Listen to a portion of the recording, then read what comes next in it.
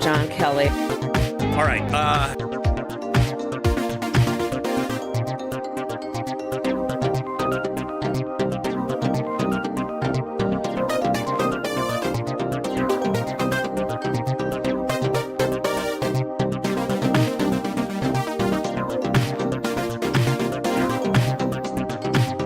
Early voting is now.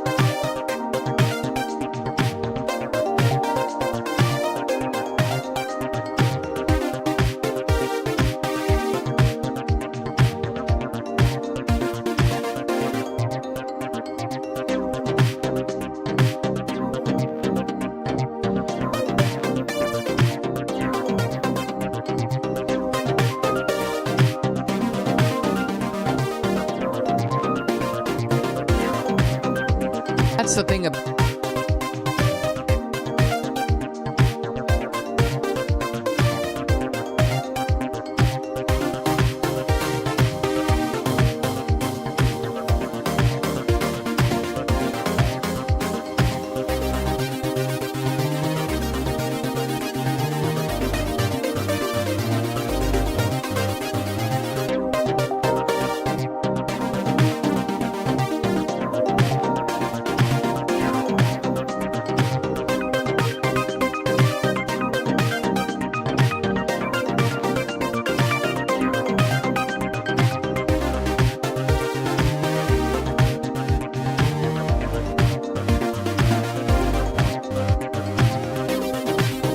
Let's hit that like. We're about to get started. Subscribe, everybody. Come on. I need a big, guys, subscribe, goddammit. Kind of a graphic or something like that. I just gotta do it. Oh, yes, mama, baby. All right, let's just jump straight in. Hey, let's do a show. Welcome, everybody. I'm Hal Sparks. This is Hal Sparks Megaworldwide. Like, subscribe, give a thumbs up, support the show in any way that you can. Super chats, always welcome, but not necessary. And certainly don't buy your way to the front of the line of the conversation around here, ladies and gentlemen. I'm very happy when you do it, but you do it because you support the show, not because you're trying to muscle your way forward and that kind of stuff. I think we all learned this lesson a long time ago from our Australian counterpart, a fellow who at one point early on in the show, maybe about a year and a half ago, maybe 2 years now, it's time flies. If you'll recall, there was a dude, and I do mean a dude, in Australia, because he was paying in Australian dollars, although he might have been just bouncing it through there, where he was, he apparently accused me of violating his free speech by not reading his super chats out loud, where he was just saying, I don't know, Trump 2020 or some shit like that. And I was like, I just refused to read them because you're not buying an ad on my fucking show. Piss off, right? And he kept doing more money. I think it ended up being like $500 at some point, US, that this asshole dumped on the show. And we're very grateful, for the funds. I think he may have ultimately, without knowing it, contributed to maybe me buying the desk from InfoWars. But that's what he was trying to do. He's trying to buy his way to the front, right? And you can't do that. It doesn't work that way. That's not how free speech works. Never has. If you don't believe me, fuck Elon Musk. There you go. Anyways, we're live streaming right now, ladies and gentlemen, on YouTube, on Twitch, on Facebook, on Twitter, Instagram, and at some point, when they allow me, Truth Sinkhole. That's right. Apparently, and it's so them. The title of the new service that they're going to have on Truth Sinkhole is called, wait for it, Truth Plus. And I know what you're thinking. You're thinking, wouldn't there just be the truth, the whole truth, and nothing but the truth, and that's just the truth, and that's how the truth works? Do I have... Oh, yeah, I have. Sorry. I have something on my chin. Thank you. Yeah, that's very good. I was eating. Thank you very much. Thanks for noticing. Anyways, that Truth Social, or Truth Sinkhole, rather, has an extra primo good, version of said service called Truth Plus. Truth along with, and I would guess truth plus lies would be the thing, like occasional bits of truth that slip through without our permission, and the rest is all just road apples. Now, there are a couple of things, ladies and gentlemen, that I have been annoyed by recently. And you're like, Hal, how do we know when you're annoyed the rest of the time, since you're perpetually annoyed in some areas? Touché, I would say to you. But one of the big things that I want to, if you'll allow me, I want to address right out of the gate. We'll get to our videos, and boy, do we have some. We have some Marjorie Taylor Greene. We have the most miserable man on the internet. We have Dinesh D'Souza asking one of the singular dumbest fucking questions that anyone, ladies and gentlemen, anyone can ask. But if I may, this might be. Oh, and I forgot. Oh, sorry. Hi, chat room. I want to bring you guys in. Hello. Hit the like, please, while you're at it. It helps boost us in the algorithm, and it makes me show up in all those live right now things on all these different sites that they go, oh shit, they're live. That you'd think it'd be automatic, but it isn't. It's based on how many people are interacting with the show. So even if you're not going to say anything, even if you're not going to, get in the chat and kind of rumble like people do, a little like heart emoji or a thumbs up or a hi or Harris Walls 2024, whatever you want to put in there. It's great. And by the way, maggots, thank you.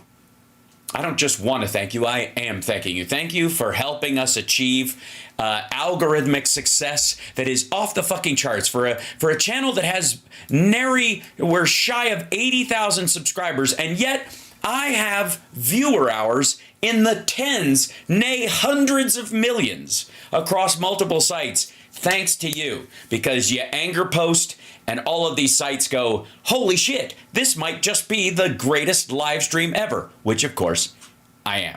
So Hal Sparks here to Hal Sparks for you all night. I am, of course, if you're new to the show, I am the deep state. I am the Democratic machine. Whenever you hear pejoratives about that, they're talking about me. Feel free to at me. There is no Hunter Biden laptop. Piss off. All right, now. What's one of Trump's favorite bullshit lies? Besides the 325,000 missing kids thing that I debunked, was it a day and a half ago now? There's this whole thing about 13,099, and he's very specific, 13,099 murderers running amok that Harris led into the country in the last couple of years. She overrode Joe Biden and insisted that we release murderers into the country, and that they are running around willy-nilly. They are not detained. They are free to roam the countryside in murder. Okay. It should come as no surprise to any of you that this is not in any way true. And this is not the only source where you can find this information. This is Cato Institute. But specifically, this particular storyline is so dumb, so painfully dumb. And my favorite part of it, my favorite detail of the story, well, I'll show you. This is good stuff. Okay, so they're dealing with not even that Trump says it. They're saying that this guy, Tony Gonzalez in Texas, he put a question out on the number of non-citizen criminals on ISIS docket for removal, deportation, from the United States. And the data in the letter have blown up in a big way during the presidential election cycle, with former President Trump highlighting the letter's contents at recent rallies and Vice President Harris struggling to respond. I don't think she's struggling to respond. I just think it's stupid. And also, it just sounds like it's so fucking absurd. The only reason anybody thinks she should have to respond is people who don't bother to do any reporter who goes, how do you respond to that? Hasn't just done the work and go, that's not fucking true, right? That should be it. You shouldn't make the other person respond to somebody's lies. That seems simple to me. Okay, so commentators, which are the worst kind of taters, but there's French fried potatoes, and there's steamed potatoes, and potatoes au gratin. So focused on the letter's claim that ICE did not detain 13,099 migrants convicted of homicide, but they tended to misunderstand the data. Even former President Trump distorted the evidence by claiming that the criminals all entered during the Biden administration, which is obviously not true, but we'll get to that in a moment. Those commentators and former President Trump are making several untrue claims about the new ICE data. The following will correct the record. First, the first untrue claim about the data is that 13,099 non-detained migrants convicted of homicide are free to roam the United States. That is not true. Migrants incarcerated for homicide are considered, fuck me, not detained by ICE when they are in state or federal prisons. Got that? ICE doesn't run the federal prison. So if you're in detention, if you're in federal prison for murder or assault or a violent crime, state or federal, you are not currently detained by ICE. You know why? Because you're fucking detained by the state prison system or the federal prison system, you absolute tit. That's why. So, real quick, let's just put that to bed. And now, everybody who shows up early to the show, which I think shows taste and breeding on your part, you now know this. You now know that this idea that they are not detained is a misreading, and I would say an intentional misreading, with the exception of Trump, who is just fucking stupid. Everybody around him intentionally misleading it so they can feed this bullshit talking point to him. We saw this in 2020. It's how they work with him.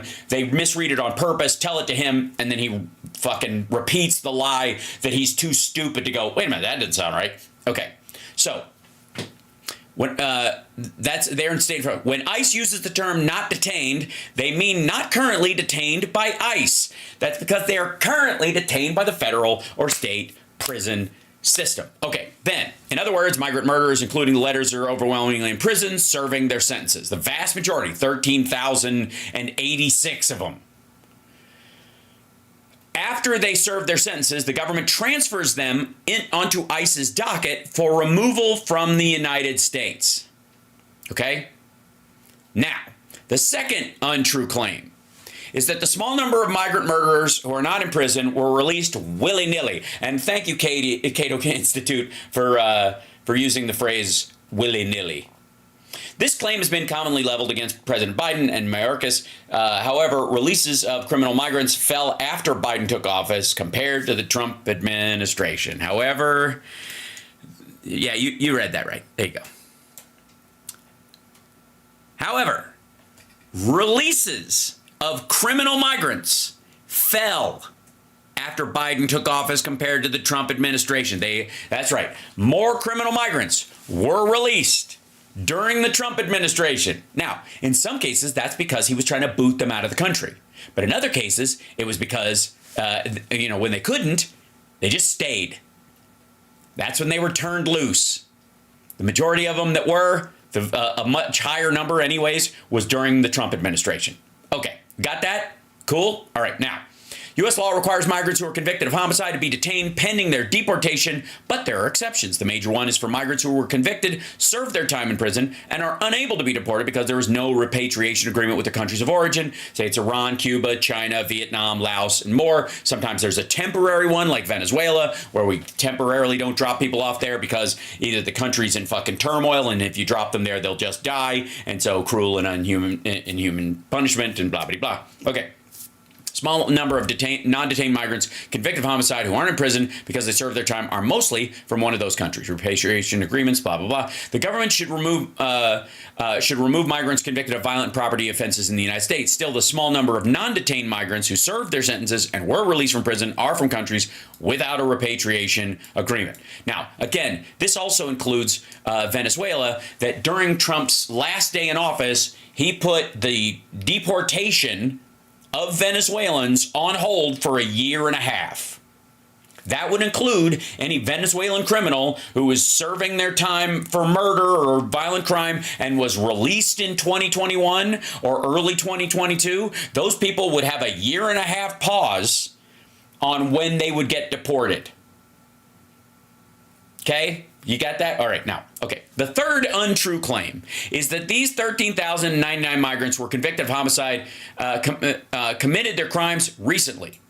Those migrant criminal convictions go back over 40 years or more.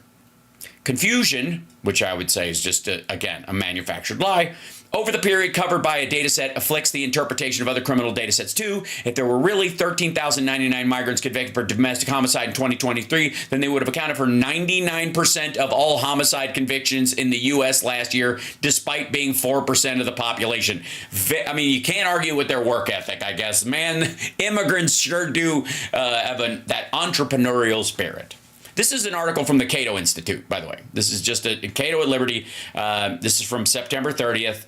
It's titled, "There Are Not 13,099 Illegal Immigrant Murderers Roaming Free on American Streets."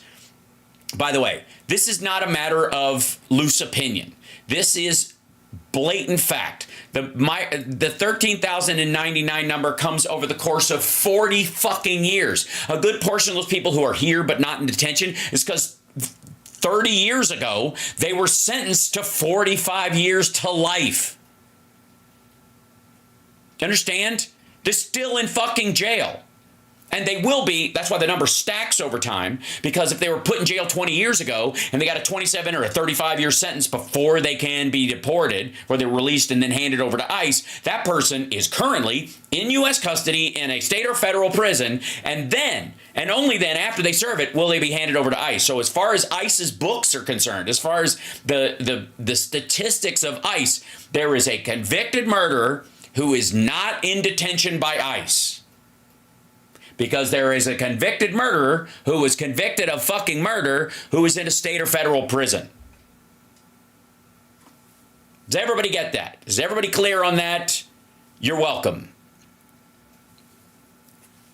So to Donald Trump and all of his sycophant assholes who are constantly saying, you know, there's 13,099, fuck you, you're full of it, you don't know what you're talking about, and the vast majority of the people you're talking about are currently in state or federal penitentiaries serving out their time that they wouldn't serve, by the way, in a lot of cases, if we just released them to their country. If you just took them out of fucking prison after they were there, like, okay, we convicted this guy of murder, we're not going to put him in fucking jail, we're just going to deport him immediately, which is what Trump suggests a bunch of times. He says this all the time. If we have a murderer, and just fucking kick him out. Well, asshole, if they were sent here by a country like Iran or something like that, they're not going to be put in prison once they get there. They're going to be rewarded. And they might even come back or go to another country next to them. It's better that they spend like 40 years in fucking prison here till their dick and their knees don't work anymore and they can't harm anyone.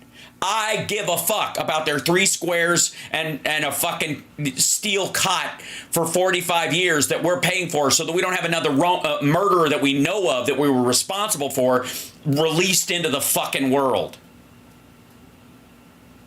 It is a small price to pay if we keep them from killing anyone else. And if anybody thinks a murderer from Iran comes here and go, hey, all you got to do is we fly you in, you kill somebody, and they boot you right the fuck back out. You don't even have to go to jail. They can't give you the death penalty. They can't put you in prison. They'll just send you home. Fuck, as a matter of fact, if you're in the country, all you got to do is, you know, fuck around, I don't know, set some fires or whatever, do a bunch of like low-level sabotage. And if they're ever going to catch you, just fucking murder somebody and Trump will send you home. He'll give you a fucking ticket. Do people grasp how fucking dumb this is? Put them in fucking jail. Let them rot there. It's a small price to pay so that we're not releasing a known murderer into the public again. And then what do you think Iran's going to do in this situation besides give the guy a hero's fucking welcome? Give them another ticket to another country in Europe or someplace else where they can go kill somebody else. Preferably in a country that's been taken over by people like Viktor Orban or fucking, any of the right-wing groups that are trying to take over European parliaments and and they come up with the same fucking plan and they're like, yeah, we just send a murderer in, they kill somebody, and they get a flight home. It's fucking magic.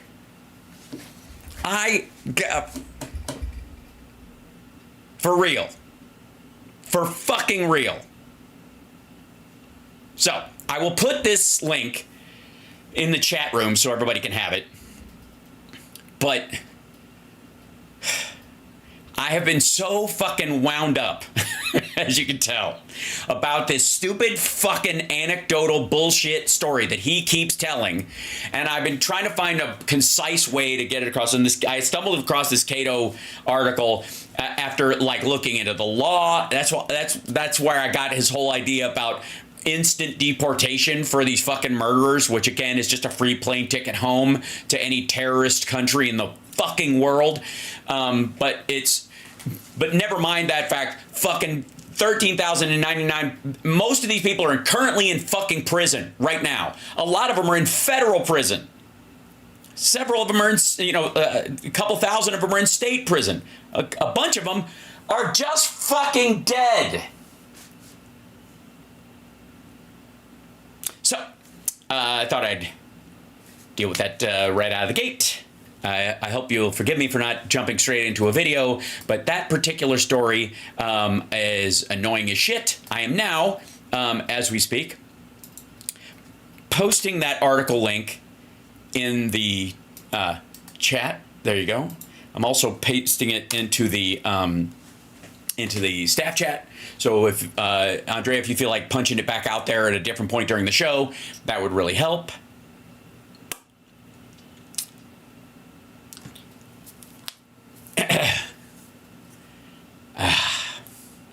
Feels good. Feels good. It kind of let it off my chest. It feels nice. I'm enjoying it.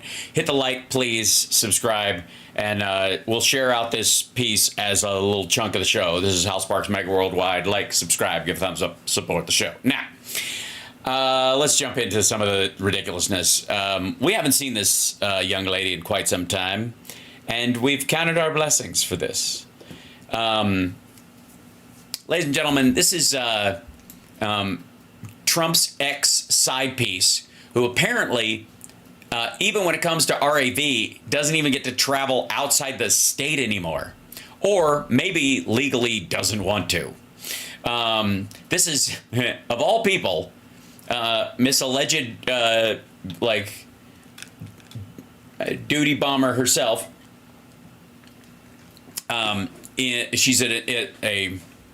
She's at the turning points, talking points, tipping points, gathering that passes for a rally in Georgia, by the way. Can I also say that Trump did this, he did a speech of this thing and whatever. Okay, this is not just a rally of Trump supporters. They have to throw like 10 fucking other people on this to pull a crowd. And even then it's fucking pitiful. I'll show you in a little bit. But when they pull back on the crowd at one point, because he insists that they pull back and show the video because it's annoying him that they keep the camera on him because he's news, not the fucking ads. Nobody's giving him free fucking ad space. That the RAV and RSBN and Newsmax crowd are starting to pull back and show the whole stage so that you can kind of see the video he's playing during his rally when he gets too lazy to talk. At one point, they pull back so far you can just see how pitiful the crowd is. And then you can see them kind of go, oops. And then they single in on like small groups of like 12 people relatively close up. And then they just kind of bounce around. They have three or four cameras like pointing out this way so that they can just grab little pieces. You can tell they're singling in on this because they want to show that there's huge gaps in the audience. All right, so here we go. Marjorie Taylor Greene. The bleach blonde, bad built, butch body lady on Steve Bannon's show during that hour, anyways, what's left of it at Real America's Voice. Let's see. Oh, I hope so. Listen, that's something I. Hold on. Oh, I hope so. So you're not even gonna, these assholes aren't even gonna put the question she's answering. We're just gonna start with. I hope so. Listen. That's just where we're gonna start. That's all right. Nice quality clipping there, Real America's Voice. I did not pull this clip, by the way. I only use clips people post themselves. And that's something I've been focused on. You guys know I came into Congress. I led the objection to Joe Biden's Electoral College votes on January 6, 2021. Yeah, we know. Yes, you were engaged in a criminal RICO conspiracy, dum-dum. You might want to... And so I'm laser focused on election integrity in Georgia. There should never be non-citizens. Hey, lady, Are you mean Jewish space laser focused? Because I don't think that's exactly, like, I'm just saying, if I was you, I wouldn't bring up lasers at all. Shit, I wouldn't bring up flint and steel, because the process of making it work might give you a brain cramp. Voting in any of our elections. Actually have a bill in Congress that would... Oh, you actually have a bill? You don't say. I never thought your nose was very big. Require there to be federal ID nationally for federal elections because non-citizens and illegals should not be voting. You know. Look at this. There you go. Well, shit. Hold on. Listen here. Hey, stupid. Look at that. Look, you and I are on the same page as Marjorie Taylor Greene. Yeah, dum-dum. Federal ID for everybody.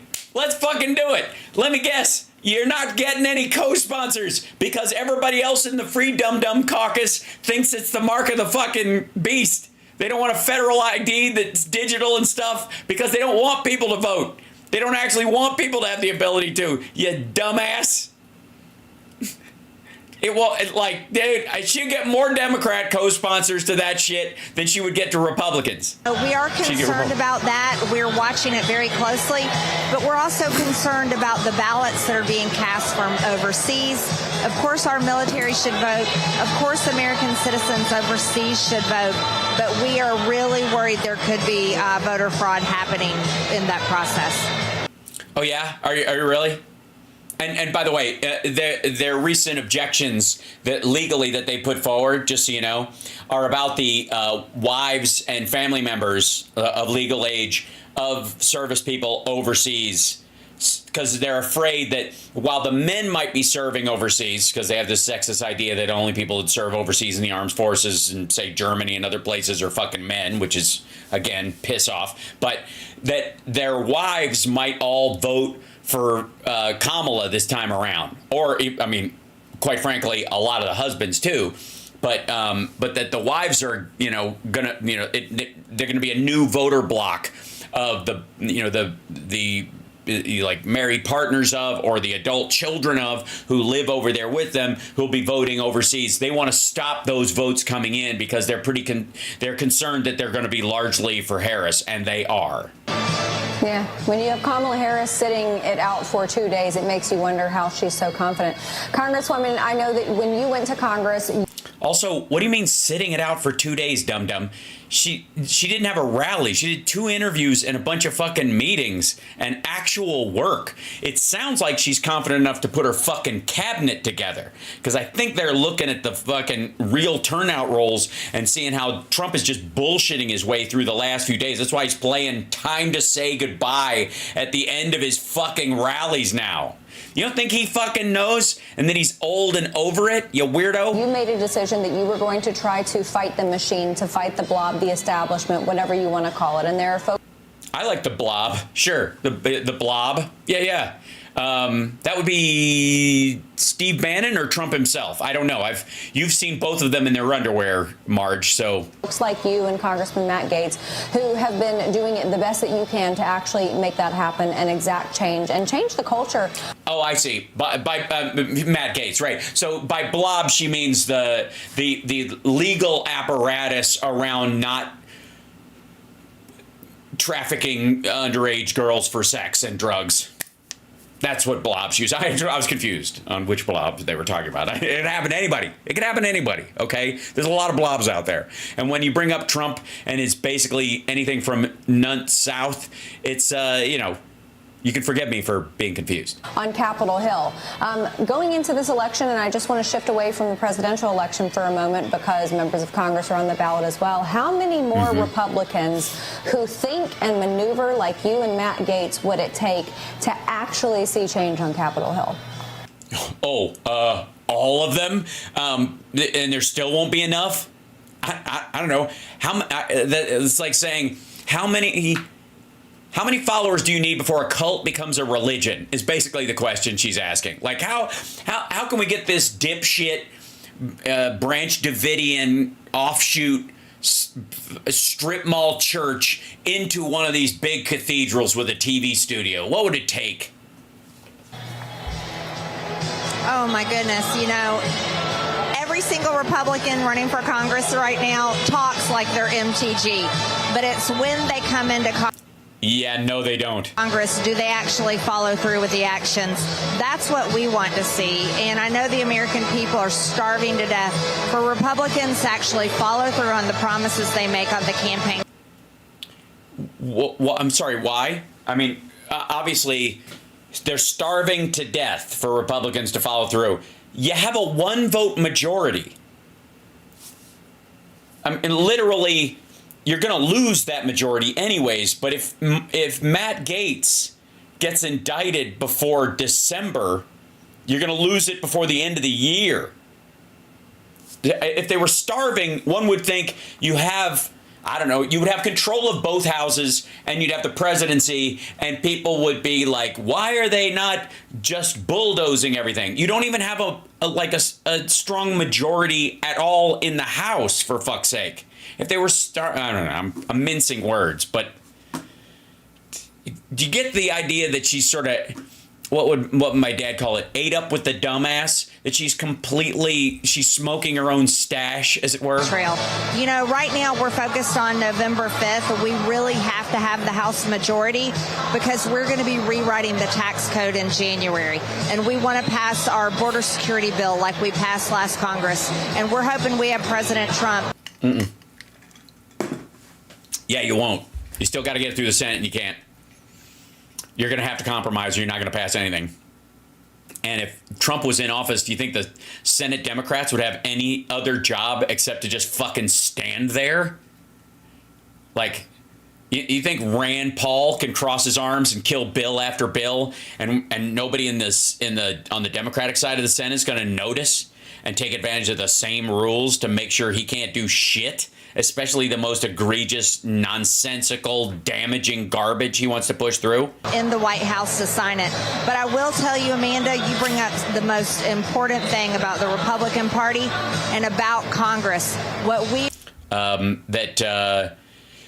You all support a guy who was friends with Jeffrey Epstein for over 2 decades? What you're going to have to do is you'll see us fighting it out, and you'll probably see that when we hit leadership races right after the election. When we go back to session, we'll be talking about who's going to be in leadership in the Oh, she means this is fuck Mike Johnson talk. Republican conference, and you'll probably see us pushing really hard to bring accountability so that we have leadership in the Republican conference that isn't all talk, doesn't fail us on the policies, doesn't serve up the Democrat agenda, and will actually fight for what the American people are voting for. Okay, again, who gives a shit? If you put somebody in charge who can't work with Democrats or will only push through like purity bills or will lock up the fucking government, you're gonna be destroyed in the midterms, and you know it. So anybody you put in power is gonna have to bend on budgetary shit or make you guys look like a bunch of fucking psychopaths, no matter what happens. And the more you fight to get somebody who's a hardliner in there, the more one of two things will happen. Either people will go, holy shit, all of these assholes are too extreme to be allowed to govern anything, or you're gonna turn on Jim Jordan too, or whoever the fuck you guys crank forward in this as dispenser of lunacy. God damn. Okay, hold on. That's it. Cancel. There we go. Now, hit that like, by the way. Chat room, I adore you. You're wonderful. Some of these things are very short today, which is very good. And we will get to a couple of things. And I've got my own, as it were, boon to pick. Oh, thanks for pulling the mirrors. That's so nice. I appreciate that, CSL. Like, you can't...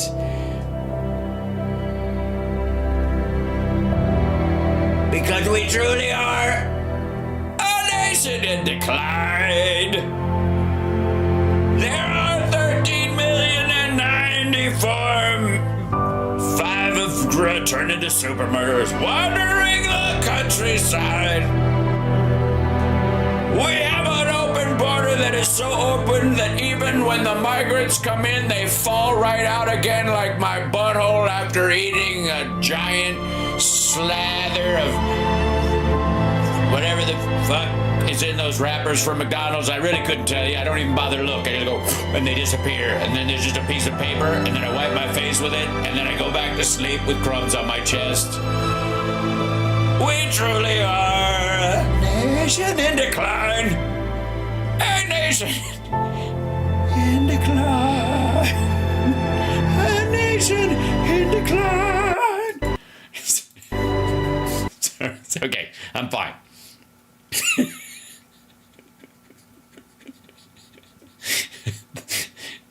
I can't tell you that, like, that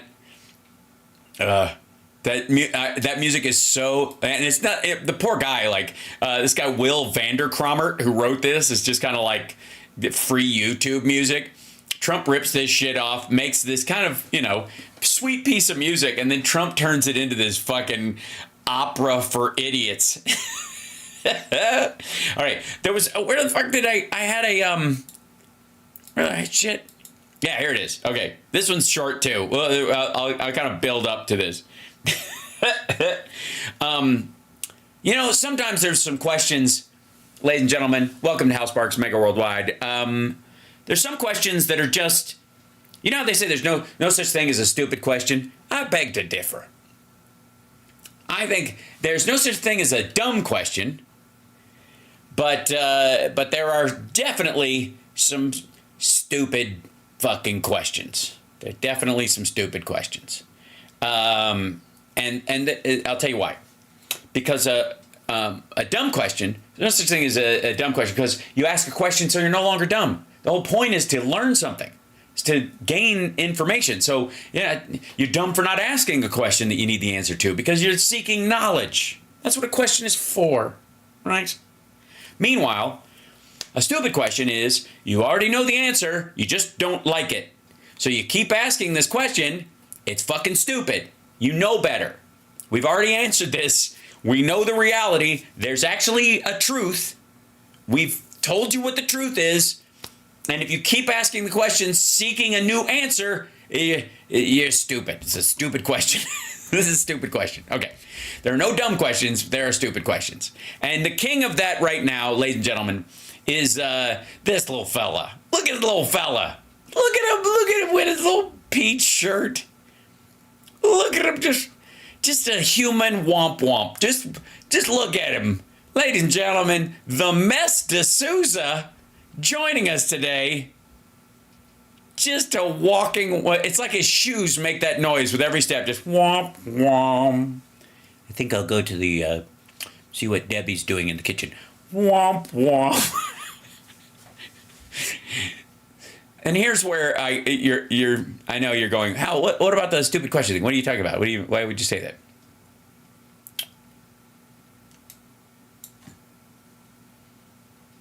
This would be the very definition of a stupid question. There's no dumb questions, but there's some stupid questions. This, ladies and gentlemen, is a stupid question. And the only thing stupider, if I can borrow a word from Lawrence O'Donnell, I would go with more stupid, but whatever. Who am I to second guess Lawrence? The only thing stupider is the answer. Is Trump a marketing genius? Take it away, the Mess D'Souza. About Trump is he has a way, even when he's under attack. He's got a way about him. I don't know what it is. It kind of smells like poop and asshole.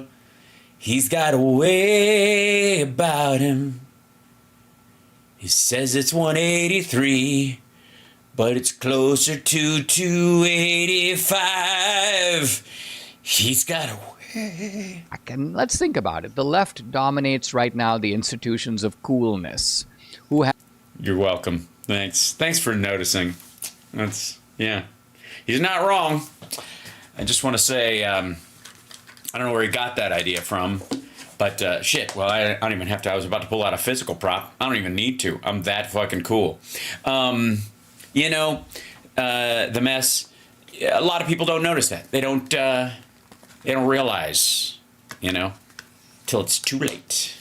That we dominate the cool. That we are the coolest. Okay. All right. And we're going to stay cool and just deal with it. All right. We do. We dominate the cool. Hands out the Academy Awards. They do. So if I get an award, it's not going to be an Oscar. It's going to be like a Razzie. You're the worst actor, Dinesh. Yeah, but I was playing myself. Yeah, but you're horrible at playing yourself.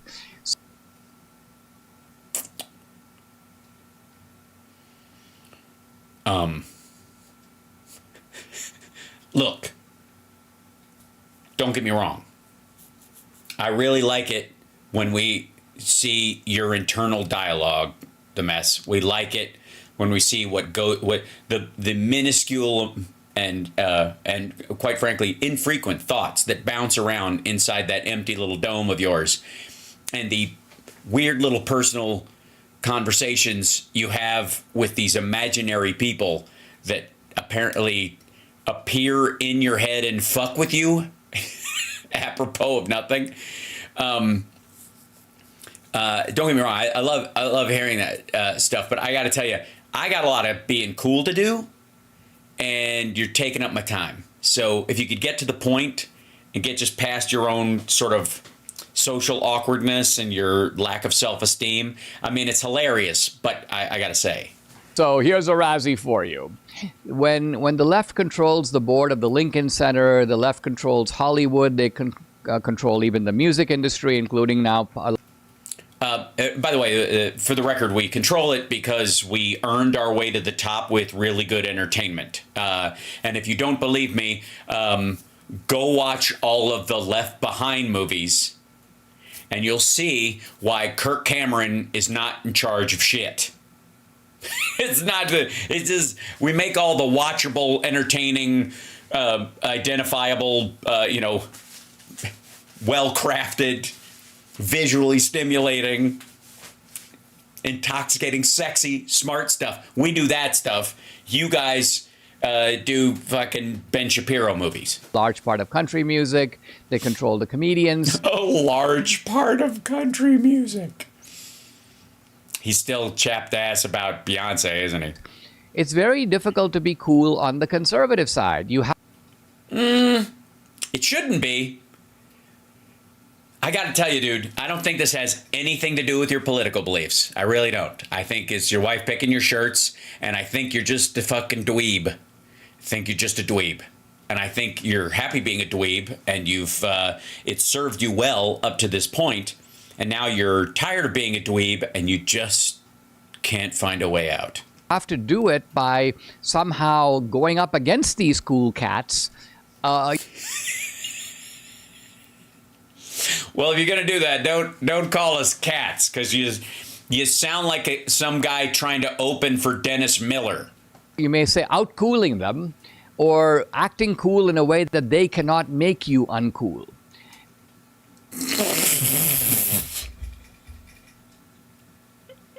I just want to say you're doing great. If that's what you're going for right now, nailing it. Stuck the landing. Anyways, you were saying something about Trump being a marketing genius before you fell down a hole of uncool. And they are very successful at making Republicans uncool until they need them. Notice how uncool they made McCain until they needed him. Notice how uncool they made Romney. Yeah, nobody made, first of all, oh, fuck off. First of all, nobody made McCain uncool. Dude was a fucking fighter pilot and all that stuff. He had his nickname Maverick, all that kind of stuff. Dude ended up running for president on the Republican side. And had he not picked Sarah Palin, he might have had a rock solid chance at being president, dum-dum. And Mitt Romney is so Mormon, it's against his religion to be cool, you weirdo. He's cool like a local TV anchor man is cool right after he gets his hair done. What are you talking about? Until they needed him. So, by and large, the cool factor on the right is... Sorry, did we hand them out like sunglasses and make them all dressed like Joel from fucking Risky Business? It's like University of Illinois. only at the behest of the left. Trump is almost unique in doing. Also, real quick, if you're trying to be cool, don't use behest. Just saying. It's not a bad word. It's just not cool at all. Behest. See what I mean? I'm just saying. You're kind of. You're setting little landmines in front of yourself, and it's, you know, uncool landmines. It's basically, it's like a rake with a pie on the handle. Doing cool stuff, even though there is a massive engine that is trying to make him uncool. What he does is he somehow goes up against that. He goes to McDonald's, he sticks his head out the window. Wait. Whoa. Hang on. I did not see this coming. I gotta say, this is too much of like a jerk of the wheel to, what the hell? Wait, Trump, you think he outcooled people by putting on an apron and going to McDonald's and filling like 3 boxes of fries and handing bags of free food out the window like a dickhead to pre-screened fans driving? What the fuck are you? What? Is he making the argument that he made paper hats cool? Is that what he's going? What in the world? He gets unrehearsed reactions from people who come through the drive-thru. They can't believe it. They go out of their mind. The video. Unrehearsed?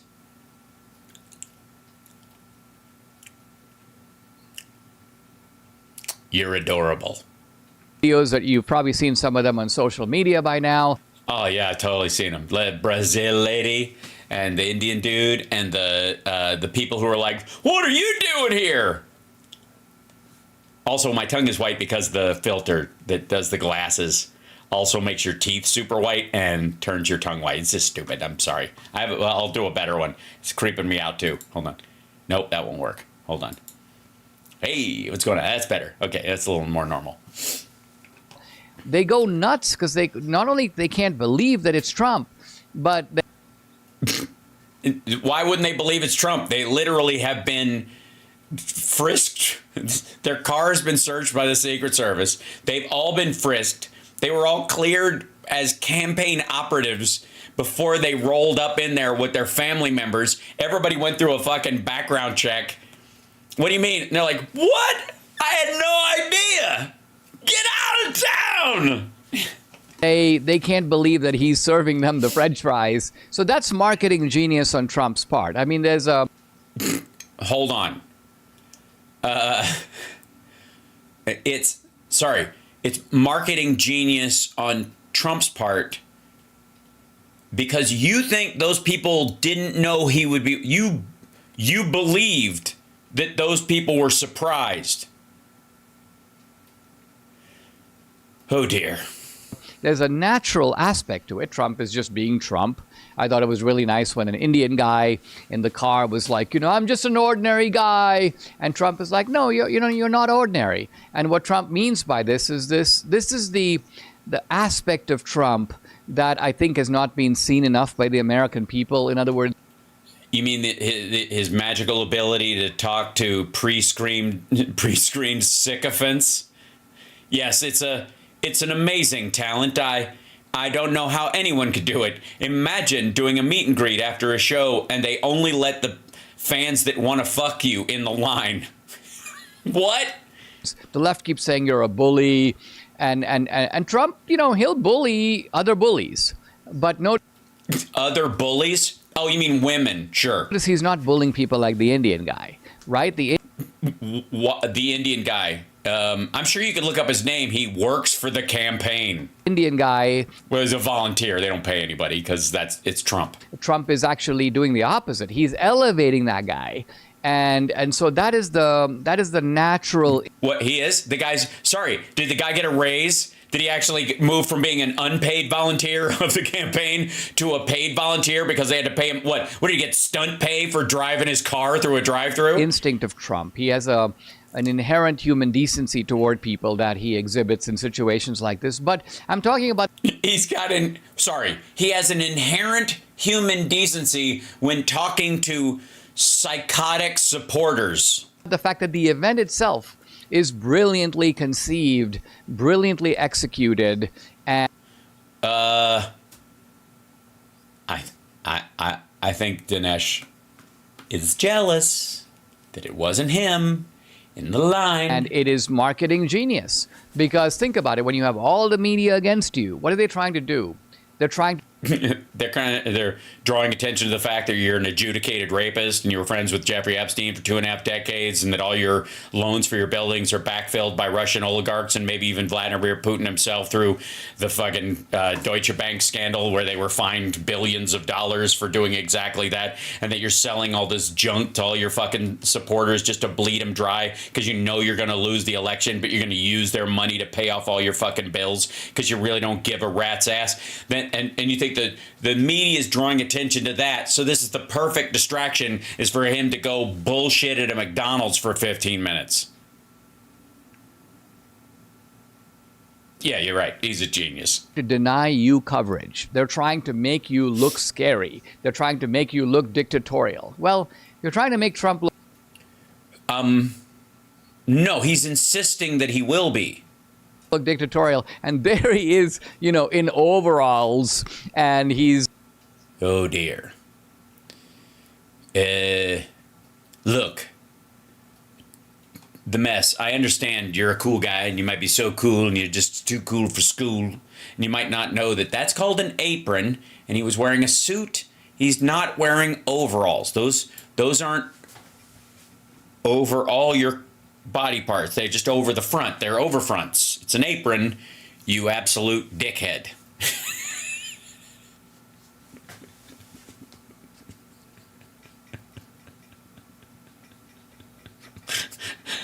Oh, sorry. Overalls. Yeah. Okay. Sorry.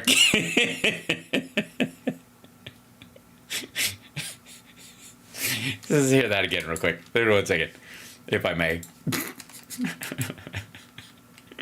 Trump looked dictatorial, and there he is, you know, in overalls, and he's serving people French fries. That's the thing about... Yeah, that's it. That's the end of the clip. That's it, ladies and gentlemen.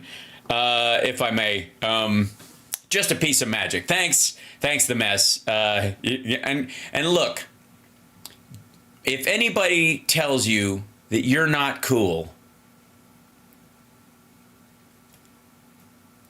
it's true. But I would also, I think you probably shouldn't defend yourself by going, oh yeah, yes I am. I could totally play myself in a movie and I should get an Oscar for playing myself.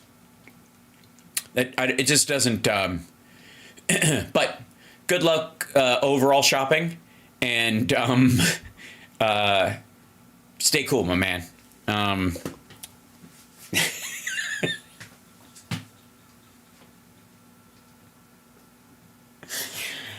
The turd polishing is strong with this one. Hit that like, everybody, if you would. It's Hal Sparks Mega Worldwide, the greatest live stream in the history of live streams. Hey, I don't make the news, I just report it. And I try to, when I'm talking about this kind of thing, I try to, try not to fly in the face of public opinion. It's great. It's a great show. And I'm sorry if people can't get in to the chat room because it's full. Even outside, it's packed. And we are overflowing with Riz as well. Yeah. And, you know who,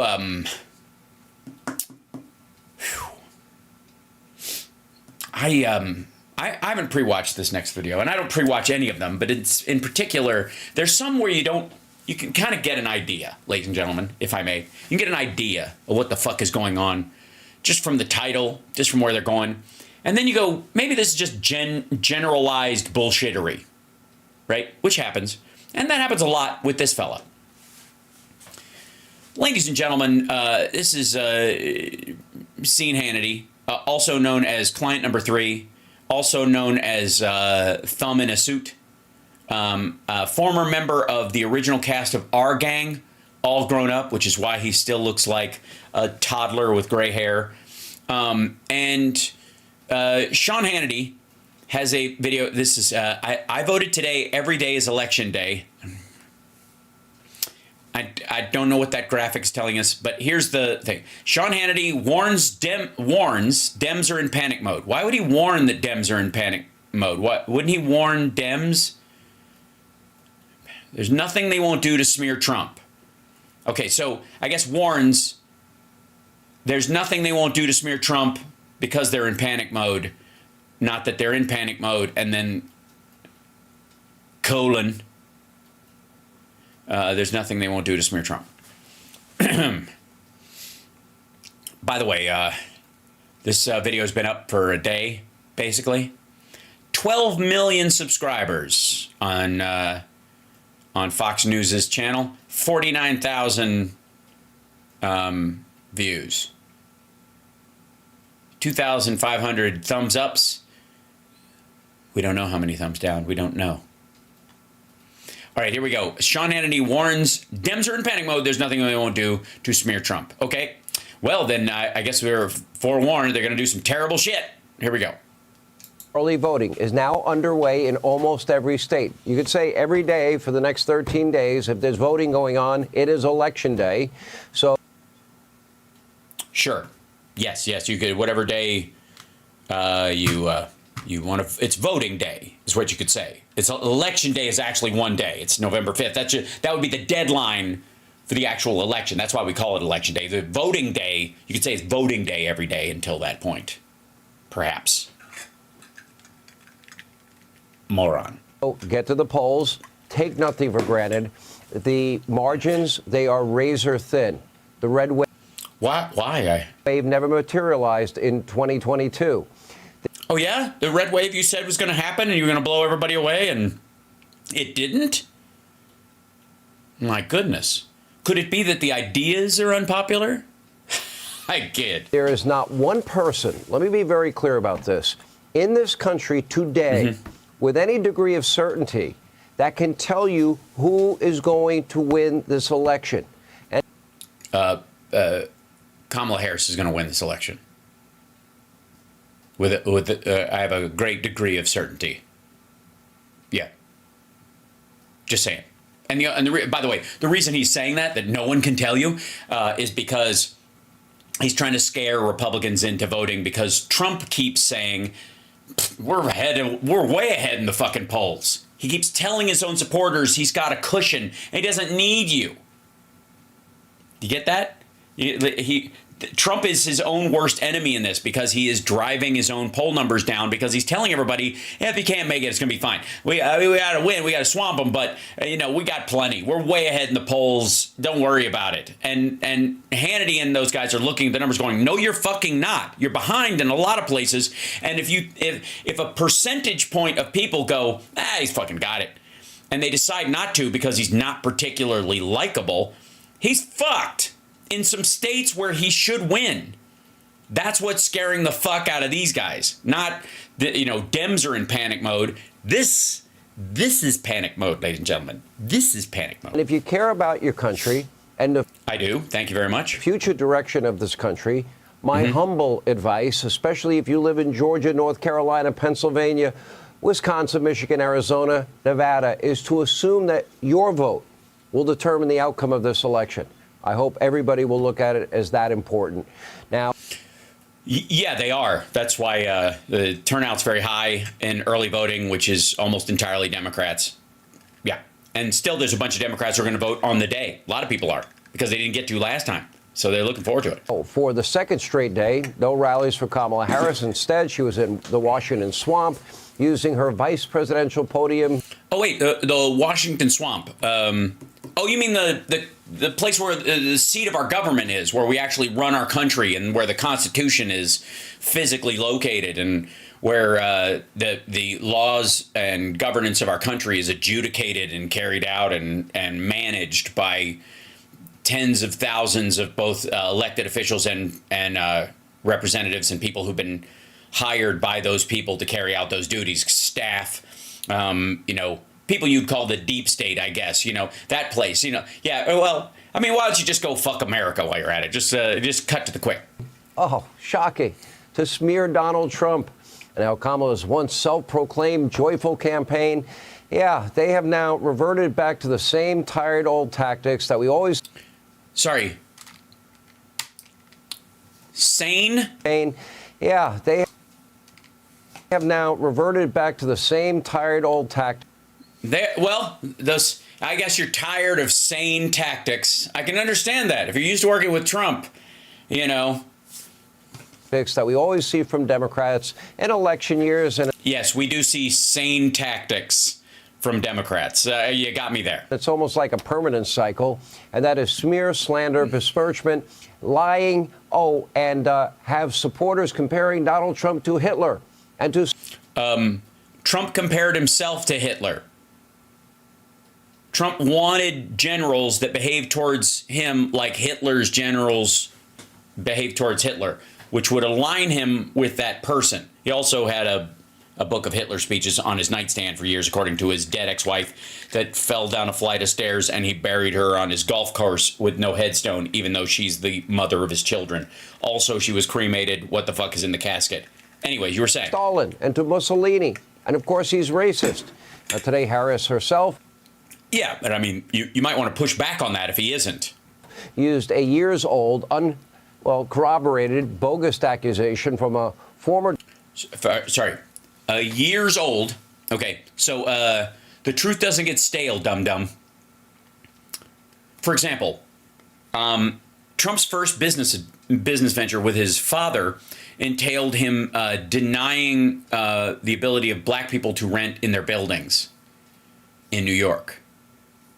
Now that doesn't get old. By the way, say this again. Years old, corroborated, bogus. Unwell corroborated. Do you think that if a four-star general who worked in the Biden administration as chief of staff came out and said the exact same thing about Joe Biden, do you think that Sean Hannity wouldn't attack anyone who questioned them because they are a four-star general? For real. Cat cookie, yay! Way to vote. Right?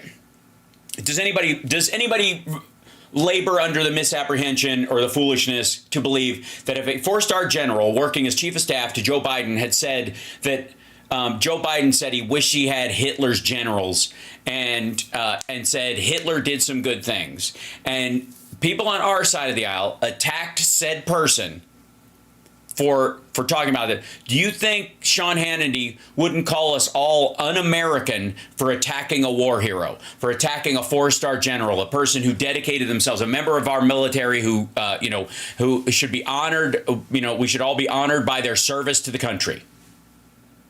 Does anybody think that for a half fucking second? Anybody? We continue. This accusation from a former disgruntled chief of staff to compare... A former disgruntled chief of staff. So he's not disgruntled anymore? You mean a disgruntled former chief of staff? Look, I understand, Sean Hannity, that you're new to this gig. You don't talk for a living, and sometimes word get in order of wrong with face. And leave brain, yes, but come out mouth, And happen anybody, happen to them as well, too. Donald Trump to Adolf Hitler. Take a look. It is deep. Also, Sean Hannity does a face. Ladies and gentlemen, I mean, unfortunately, he does a face. And he does this all the time. There is a point where he knows something is true. And he's tired of defending Trump around this stuff or whoever. And it's clearly his job. This is his turd polishing face. And he does it. Watch when he cuts. Check out the clip. And he's trying to do this like, I don't really care face. But you can watch his fucking face as he transitions to it. Disgruntled chief of staff to compare Donald Trump to Adolf Hitler. Take a look. It is deeply... Take a look. He does that fade to the side. I see it all the fucking time in these clips. And you can tell he's just tired of defending this because he knows he's in the wrong, but he's got to do it. It's that toilet cleaning face. You know what I mean? Where you're just like, all right, let's fucking do this. When you got, KP duty or whatever. And you're like, fucking give me the toothbrush. Fuck this. Troubling and incredibly dangerous that Donald Trump would invoke Adolf Hitler, the man who is responsible for the deaths of 6 million Jews and hundreds of thousands of Americans. All of this is further evidence for the American people of who Donald Trump really is. This is a window into who Donald Trump really is. In May of 2018, that same person was praising Donald Trump on NPR. Unfortunately, Kamala gets 0 points for creativity. Take a look at your screen. Let's have a little. Madonna likens McCain to Hitler at first sticky tour stop. Yeah. First of all, what the fuck does 2008 have to do with any of this? This is McCain, and this, holy shit. This is about Trump equating Hitler to himself. This isn't about somebody saying he's like Hitler. This is Trump praising Hitler. Let's see. Maybe there's something. I don't remember McCain ever going, Hitler had a fucking point. History lesson, a Hannity history lesson. In 2008, Democrats, they compared John McCain to Hitler. 4 years later, Democratic strategist David Axelrod, he works at Fake News CNN, he compared Mitt Romney to Hitler. Reason magazine? Okay. Stays classy with Romney-Hitler comparison. What would the... Oh, let's see. Shit. All right. Let's go. All right. Let's see. Axelrod stays classy with Romney/Hitler comparison. Reason magazine, I guess.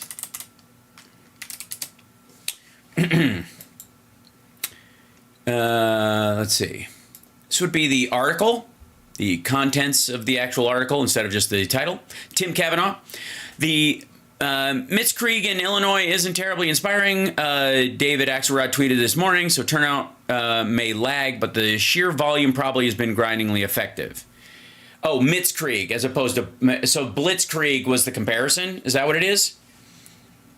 Axelrod, chief strategist for the re-election, was not recently bellyaching about the course and fully grokked the image of Obama as bomb-throwing Alinskyite Bolshevik.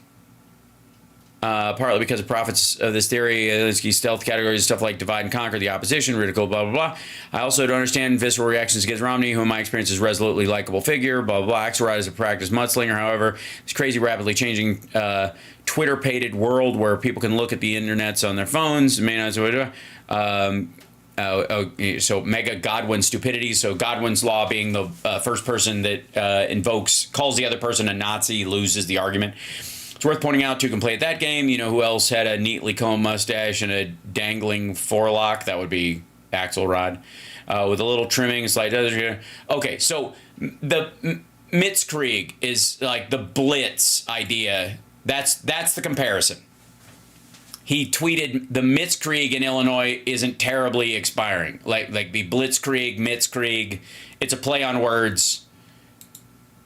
He doesn't call him Hitler. He doesn't relate it to Hitler. He might even relate it, I suppose, to an element of the Wehrmacht, the war machine, as it were. Fucking lazy dumbass. Nikki Haley was compared to Hitler's girlfriend, Eva Braun. And we get South Carolina Democratic Party Chairman Nick Harpootlian then compared his state's governor, Nikki Haley, to Hitler girlfriend, Eva Braun. Wow, my goodness. We don't get a let's see, Washington Post, Nikki.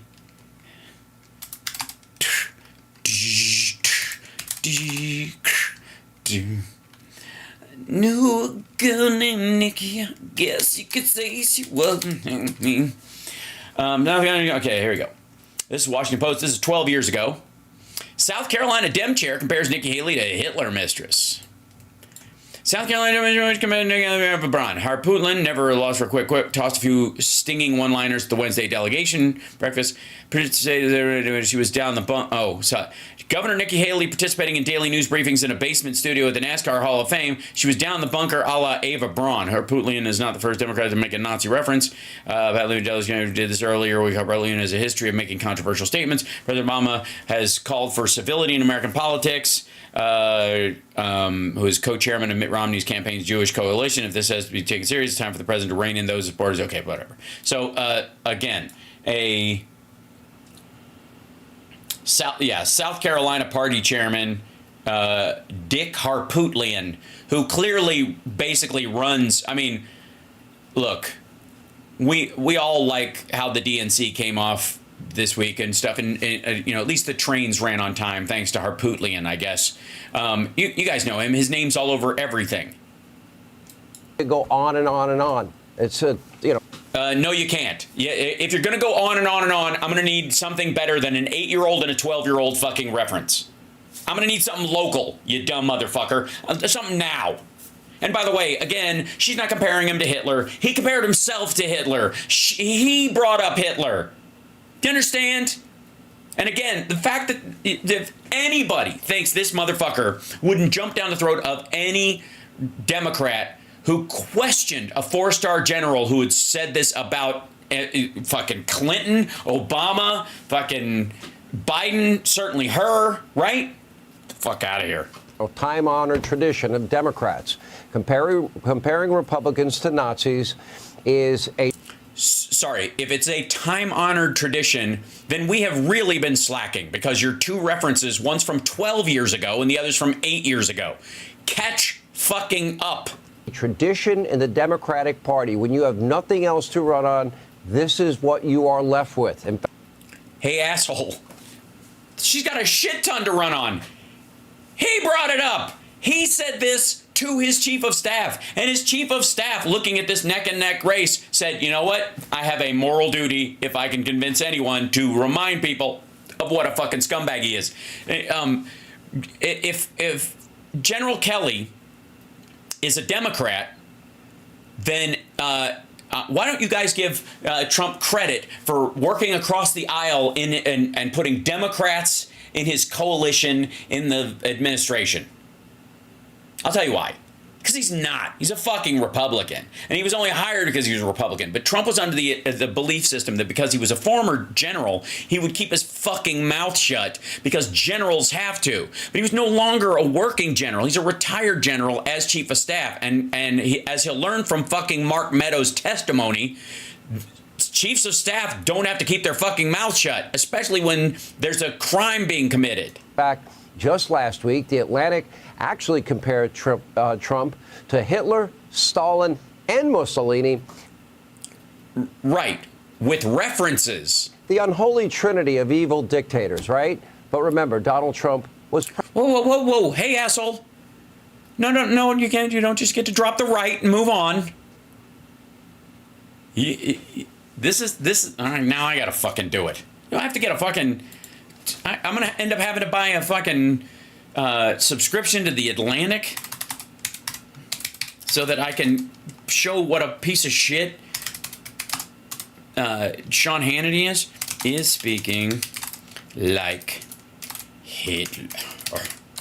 Hitler. Yeah, here you go. So this is the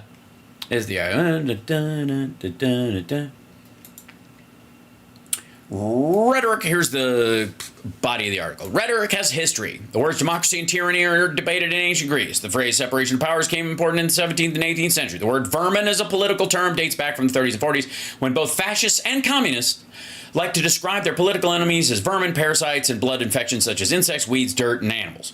The term has been revived and reanimated in an American presidential campaign, with Donald Trump's description of his opponents as radical left thugs who live like vermin.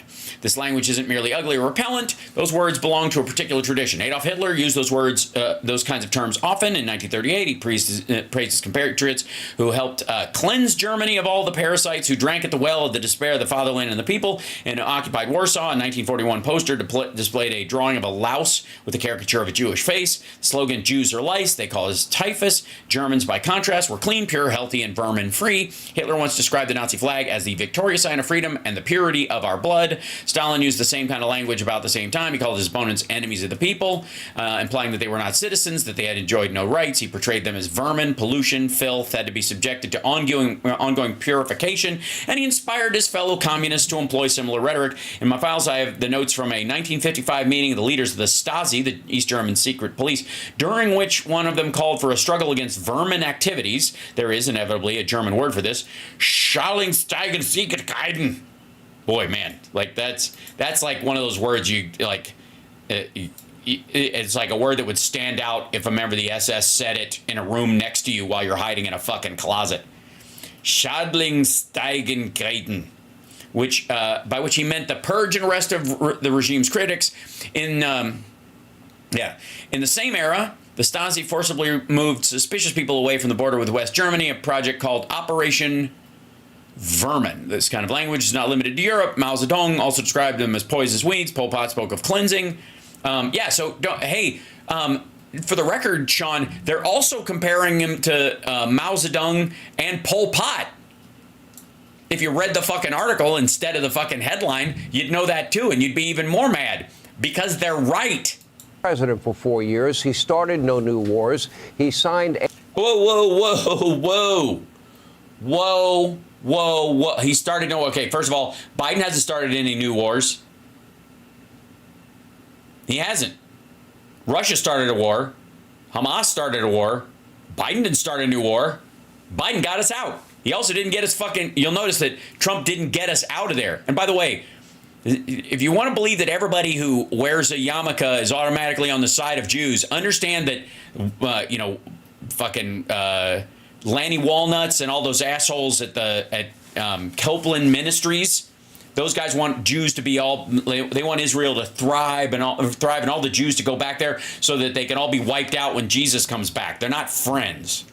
A historic peace deal in the Middle East. He lowered your. Oh my God, the Abraham Accords. Fuck off. Yes, the first peace deal between countries that weren't actively fighting ever. Seriously? You didn't get any of the countries that were actually trading in arms or moving shit around or attacking Israel. You just got 3 countries that weren't doing shit. And even Qatar, who's in the fucking Abraham Accords, that's where the Hamas leaders live. Does that not violate the Abraham Accords? Sorry. Does that seem weird to anyone? Is it peculiar to anyone that Qatar is part of the Abraham Accords and the leadership of Hamas lives there? As, by the way, they're all billionaires and they're all living there very comfortably. Yahya Sinwar might be fucking dead, but the rest of these motherfuckers are doing quite well. They're taking little trips to Russia to meet with Vladimir Putin in closed rooms with no translators present, right? And then they fly back and suddenly Iran is giving Hezbollah arms via a base that Trump gave to Russia in Syria. Jesus. Does this motherfucker read at all? Honestly, what the fuck does Sean Hannity do the rest of the day? I really want to know. How can you do this for a living and not know anything? I do. All right. Granted, I do a lot more work during the week on this show than he does on his. Period. End of story. Because I don't have a staff feeding me my talking points, loading stuff into a teleprompter, writing out ahead of time what I'm going to say. None of that shit. This is all off the cuff because I don't have time for anything else and the news moves too fucking fast. But I do somewhere in the order of, in any given week, about 20 hours worth of programming. Okay?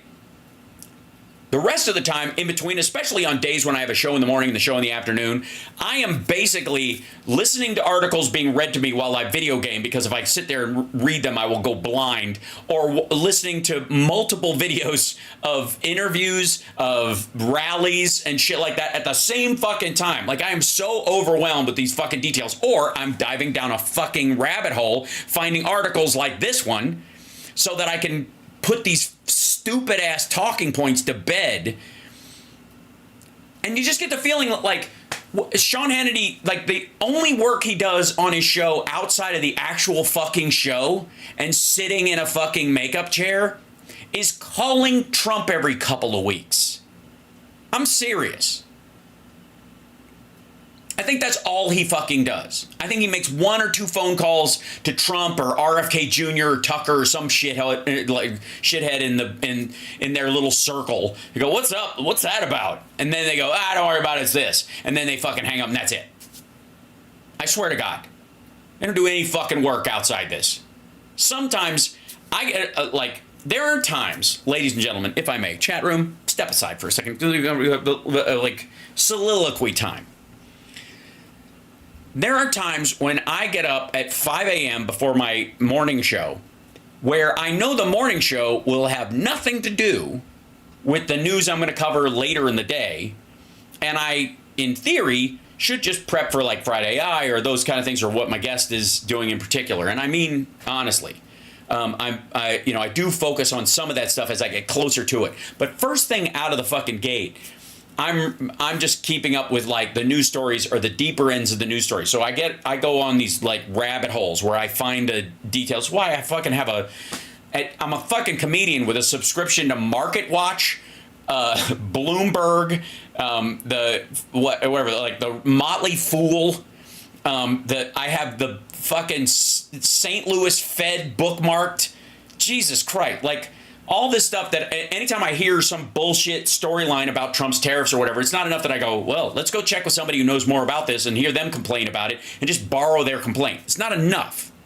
It's not enough. I have to go look for myself. And so I read a bunch of these articles about this stuff, and that's why I have a better depth of knowledge about this than some of my broadcast contemporaries, because I give a fuck. Right? Okay. So I get up. There are times when I get up to do before the morning show and I read like for 2 hours. I get stuck in a hole chasing down these dumb shit stories for 2 hours, and I'm nearly blind by the end of it from reading. I have read so much that my eyes are exhausted. There are multiple times where I'm like, I'm fucking dizzy. I have been reading so much since the second I woke up for 2 fucking hours straight, just fucking, without a break. And I need to take a break. I know that. I know. I hear you. I feel you. But there are times when I'm just like fucking bleary-eyed, just trying to figure out what the ever-loving fuck these people are talking about. And I swear to God, the weirdest part is, Hannity doesn't care. He doesn't give a fuck. He literally stands on the top of Authority Mountain and he got dropped off there in a fucking helicopter. He didn't hike to the top like everybody else has to do. He got dropped off at the top of Authority Mountain because he's on fucking Fox News, and he can just sit there and pretend he's actually fucking saying something. And we cover him a bunch. This dude makes like $30 million a year to do this. And I'm telling you, I got news for you, kids. This is not jealousy speaking. There are a lot of people who make way more money even than he does. I don't give a fuck. I'm disgusted. It offends, and maybe this is just the most Libra thing about me, but it offends my work ethic. Do you know what I mean? It's just, holy fuck. It's just so goddamn lazy.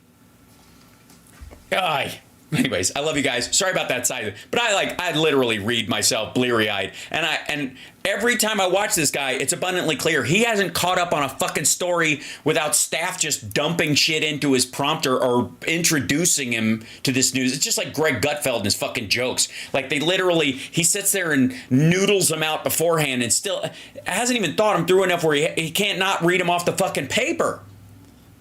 Taxes. He cut regulation.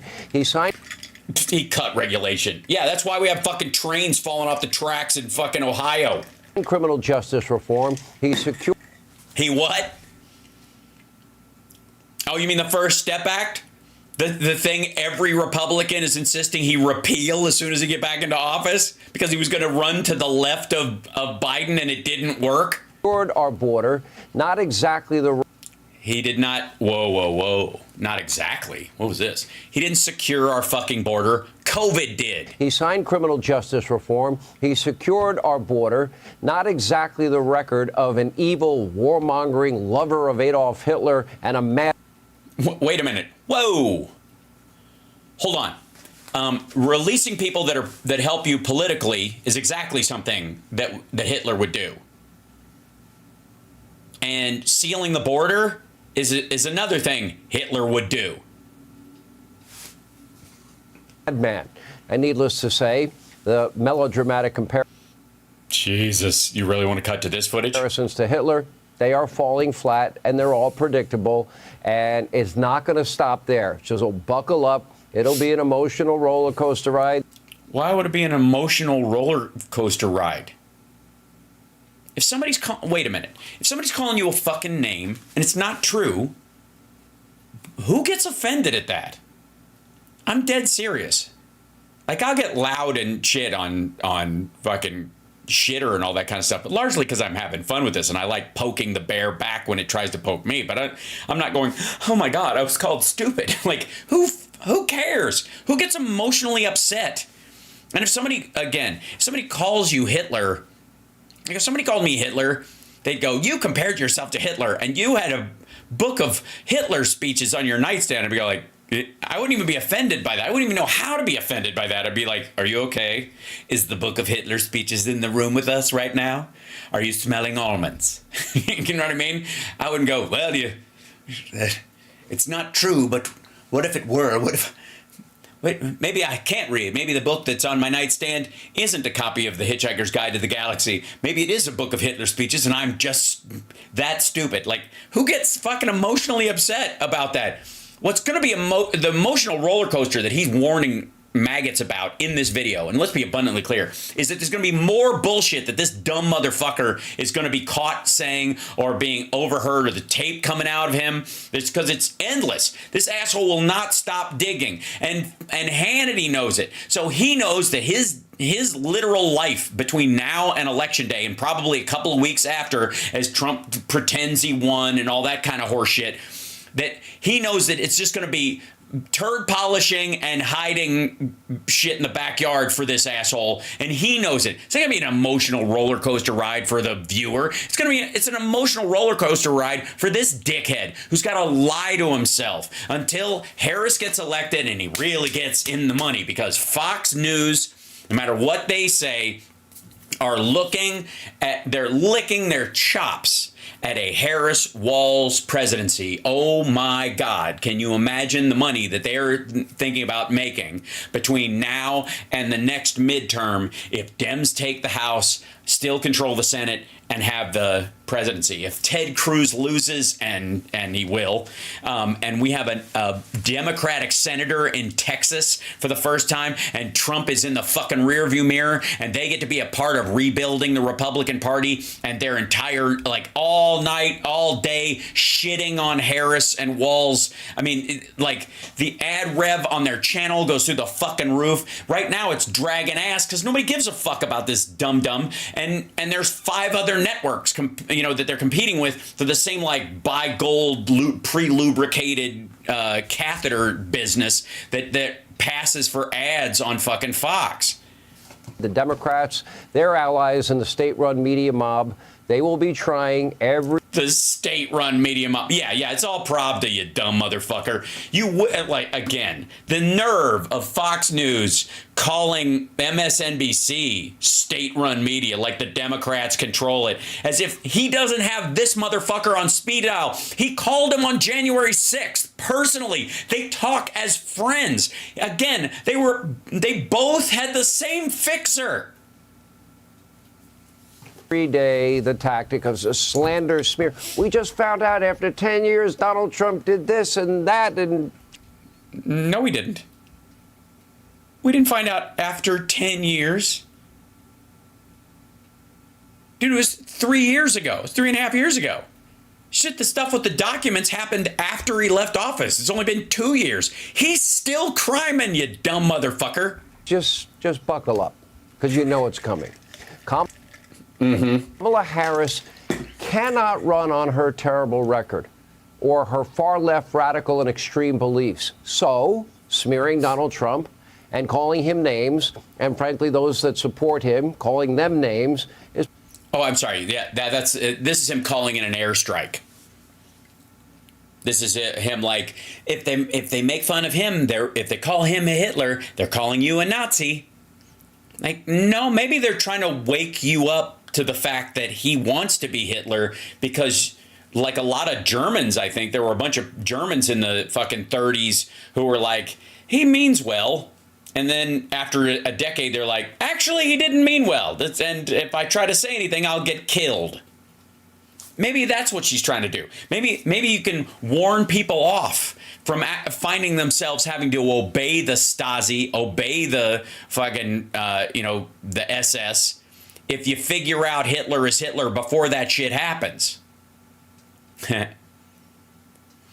So also, by the way, hit the like, subscribe, all that kind of fun stuff. Somebody said, I saw going through the chat room that I complain and don't have any solutions. For the record, I've presented multiple solutions over time, including my proposed bill for an LLC that outlaws the opaque nature of our real estate in the United States. That if you start an LLC, the members of that, if they are U.S. citizens, they can remain anonymous. But if there is any foreign money in an LLC that owns property in the United States, we have to have the members of all that group, any investors, individuals, the actual person it comes through can't be a secondary organization. How about that?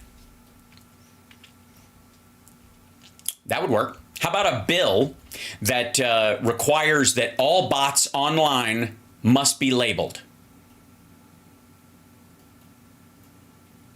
That's my other bill that I'm proposing.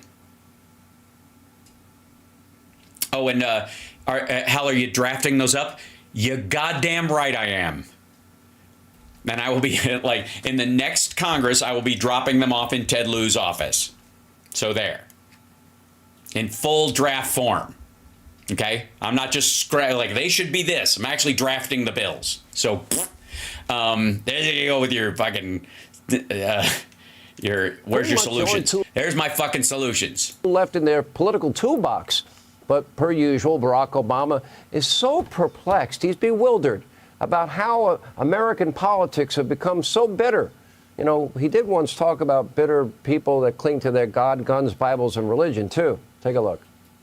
As frustrating as politics can be sometimes, and I know it can be frustrating. Look, I do not watch cable news. I really don't. There are times where I don't understand how we got so toxic and just... I do. The host of the show that we're watching right now and his buddy client number one. So divided and so bitter, and I get why sometimes people just don't want to pay attention to it. Really, Barack? Let's do ourselves a favor. Let's take a little walk down memory lane. Maybe we can refresh your memory. Maybe somebody will show this to you. Dude, if you show the one where he says that the kid who was killed could have been his son, fuck you. Considering you don't watch cable news, although you mentioned me about 10 or 15 times when you were running for president. Take a look. I'll put Mr. Burgess up against Sean Hannity. He'll tear him up. If you accept the support of Klan sympathizers, before you are president. You will accept their support after you're president. You got their Right. plan, which is let's have dirtier air, dirtier water, less people with health insurance. I don't want to. Again, what? First of all, wait a minute. If you're using these as examples of like how politics has gotten worse during this time, these are kind of run-of-the-mill conversational things. This shit's been around forever. This is not the new level of like, enemy of the people shit that Trump is doing. It is totally fucking different. Well, anger. I think people are right to be angry. I'm angry. I need you to go out and talk to your friends. Yeah, about school shootings. And talk to your neighbors. I want you to talk to them whether they're independent or whether they are Republican. I want you to argue with them and get in their face. Argue with them, get in their face. Well, that's interesting. Notice how you're pointing forward and he's pointing sideways because he's trying, like, you can argue with him, get in your face. Don't be afraid to speak up about this. But the whole thing is you might actually make some headway with him. Look how mad he is. Look at, again, this is about how we're in panic mode. I would like to remind you that the theme of this video that he's put forward, fear and loathing in the Harris campaign. Look at this motherfucker. Like he's glassy-eyed like Don Jr. I have no idea how politics has gotten this way. Every 4 years, the same playbook from the Democrats. Well, now the smears are worse than ever. They're in a panic. Oh, are they? Panic. At this point, they just hate Donald Trump, hate his supporters so much. It's Whoa. I'll give you hate Donald Trump because there's a lot to hate. Dude was friends with Jeffrey Epstein for over 2.5 decades. But again, you don't get to throw his supporters in front of him like he's like they're human shields, asshole. I don't hate his supporters or Republican voters, I would say, in general. And even the ones who are like at his rallies, I almost kind of just sometimes I'm grossed out. A lot of times it's pity, but they seem nuts. Seems there is nothing that they won't do or they won't say. So buckle up. It's only going to get. Hey, asshole, if there was nothing we won't do or we won't say, honestly, he wouldn't be alive right now. Shut the fuck up. Of course there's a limit on what we will do and say. Right? Even the stuff that we say has to be plausible. Otherwise, it's a waste of fucking time. If it's easily, just dismissed because it's so fictional, then saying anything doesn't actually help. It's dumb. And obviously, we're not going to do anything to him. The only people who've tried to take a fucking shot at him are his own voters. And again, I'm not interested in political violence. That's why I want people to vote. I've always wanted people to vote. Don't boo, vote. Right? But we don't need political violence. I want this motherfucker to go to jail for the rest of his life and live a long, healthy life, kept alive by, his own.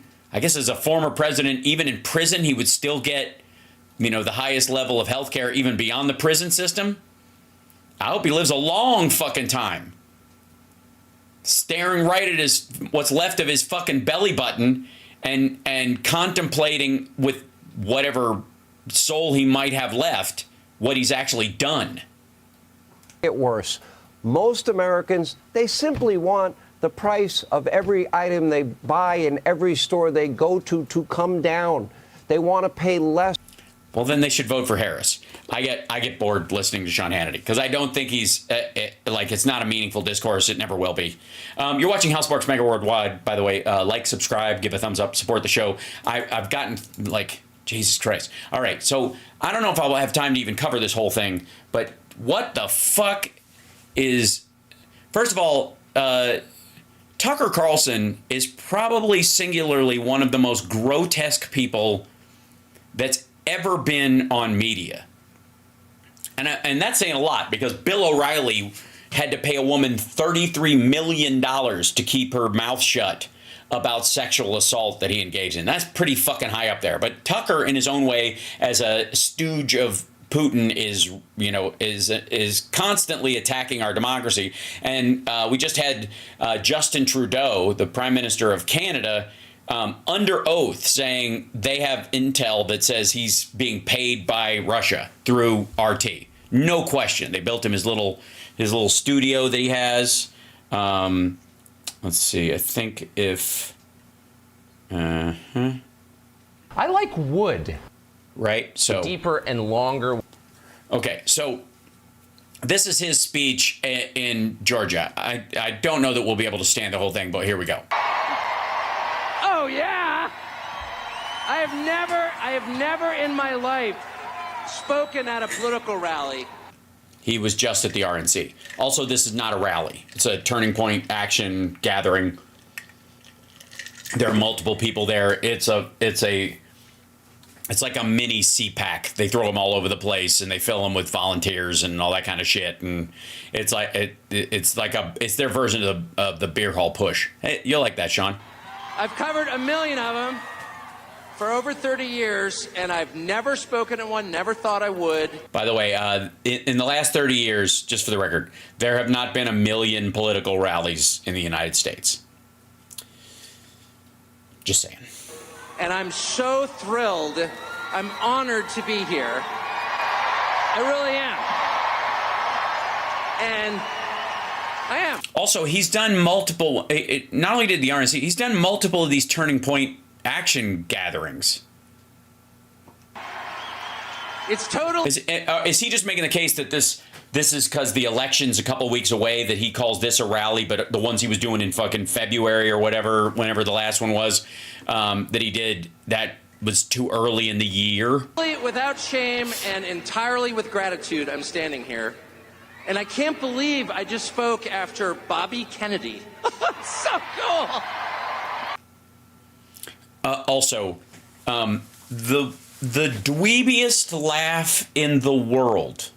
It's so like the giggle of privilege from some like lunatic born to wealth. It's so odd, and like I don't know anyone who finds it charming, even on their side of the aisle. It's weird. Like, it's one of the most off-putting things about him, and he seems to be under the impression that people like it because there's probably 9 people around him that tell him that people love it when they absolutely don't. This is a great example of being surrounded by yes men all the time. So here we are at an enormous Donald Trump rally less than 2 weeks before the presidential election. I'm following Bobby Kennedy Jr. Oh, by the way, enormous. Put a pin in that. In a minute. And somewhere in a half-empty Union Hall in a cold state is Dick Cheney's creepy little daughter campaigning with Kamala Harris. And I have to say that... By the way, bad way to bring it up because Elon Musk is in Pennsylvania and the events he's doing are in school auditoriums. They're tiny little gatherings. It's very weird. It's a thrilling trade as far as I'm concerned. That was, by the way, he borrowed that line from Charlie Kirk, who said, we get Bobby Kennedy, you get Liz Cheney, we get, I don't know, Kid Rock, you get, I don't know, who the fuck, Taylor Swift, something like that. Like, we get The Undertaker and Hulk Hogan, and you get, I don't know, people who read books. I never thought I would live to see the day when Bobby Kennedy would be one of the most beloved figures in a room full of Republicans. And Mr. Burns from The Simpsons and his criminal daughter would be Democrats. It's just absolutely wonderful. Also, they're not Democrats, and the only reason these people like RFK Jr. is because he was just as friendly with Epstein as Trump was, though not for as long, and is an anti-vaxxer, because maggots and anti-vaxxers have taken over the Republican Party. That this is basically borderline QAnon gatherings at this point. So here's my perspective. I think Donald Trump's going to win, which is amazing. Yeah, I think it's amazing you think he's going to win, too, because he's not. And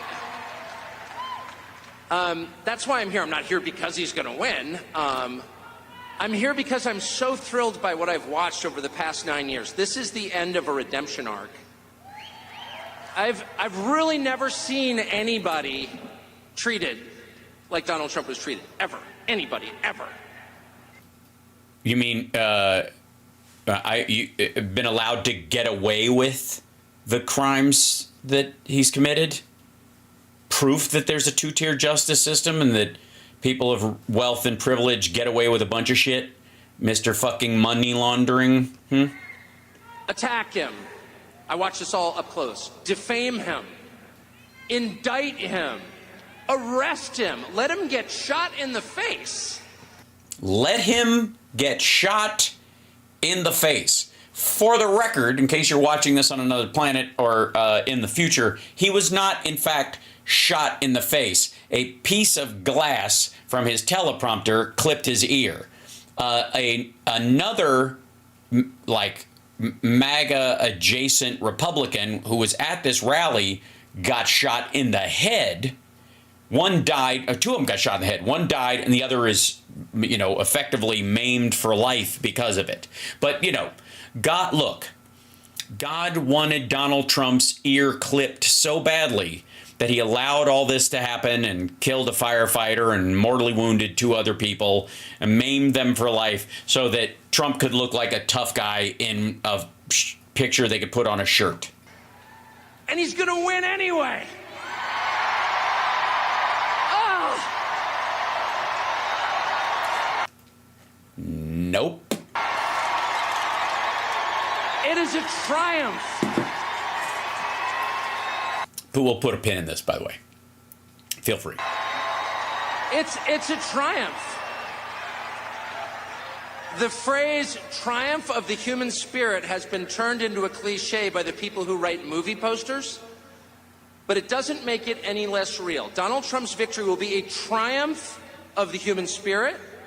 It will be a triumph of Americans over the machine that seeks to oppress them. The machine that seeks to oppress them.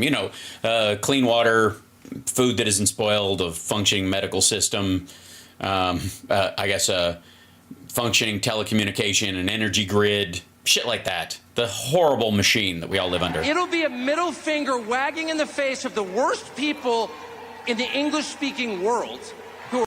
I see. Yeah, and because he would never wave his finger at someone, say, that doesn't speak English, like Vladimir. Our leaders. It will be a moral victory the size of which I never thought I would live to see. That small, huh? And it's essential. Have you bought a microscope or something like that? You do, again, recognize that you are defending a man who wished Ghislaine Maxwell well from the lectern in the press room at the White House when she was arrested on child sex trafficking charges. It is so important that that happens for a couple of reasons, and here's what. Here they are, the two reasons. They are. The first is to dissolve for all time, for the world to see, the primary lie about Donald Trump. That he's a good businessman and that he's an actual billionaire, or that he's a family man, or whatever. What lie would that be? Which is that only freaks and misfits like him. Wait a minute.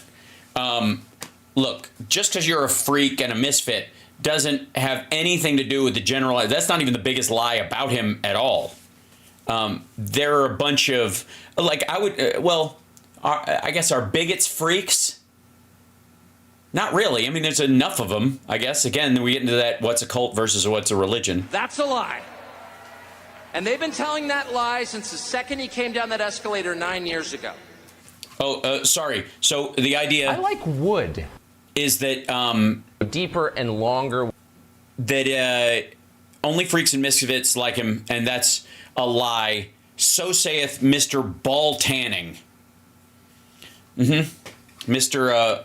Wood Housing. Deeper and longer. Right. I like wood. If you like that, there's something wrong with you. You're the only person you know who likes that. You're a freak. Be ashamed. Yeah, the freak part isn't what it is. Being ashamed of your willful ignorance or liking him because he's a bigot. I mean, you should be ashamed of that. Here's the thing, though. I don't think you can feel shame. I think you can feel embarrassment if you're caught in some things, but I don't think you have the ability to feel shame. I think you're a sociopath. Do not talk about Donald Trump in public. Don't wear his dangerous little red hat. And if you're in the media, how dare you speak to him? And that was a lie from day one. It was a big... Also, what do you mean, how dare you speak to him? People interviewed him all the fucking time. Just don't give him a fucking pass and let him call in from his fucking bed while he's still in his pajamas while you make everybody else show up on camera. Maybe that's it. Morning Joe, talking to you. Big lie. It was January 6th is an insurrection. What? No. For the record, January 6th was not an insurrection. January 6th was a failed insurrection. It's the kind of lie that they tell relentlessly. They punish anyone who contradicts the lie because it is so preposterous it can only be upheld. Again, why would this be preposterous? What the fuck are you talking about? And again, at what point is there a standard for just people reacting to a liar? If you're full of shit and you get called out on it, you can't go, oh, my truth is too powerful. You just want, that's the thing about people who think the earth is round. You know what I mean? Like, at a certain point, maybe, just maybe, rich kid, you're full of shit. Maybe Swanson frozen dinner heir who doesn't have to work a day in his life and never really has. Perhaps you're full of shit and people are just pointing it out. You're not being vilified. You're being accurately described. Through force.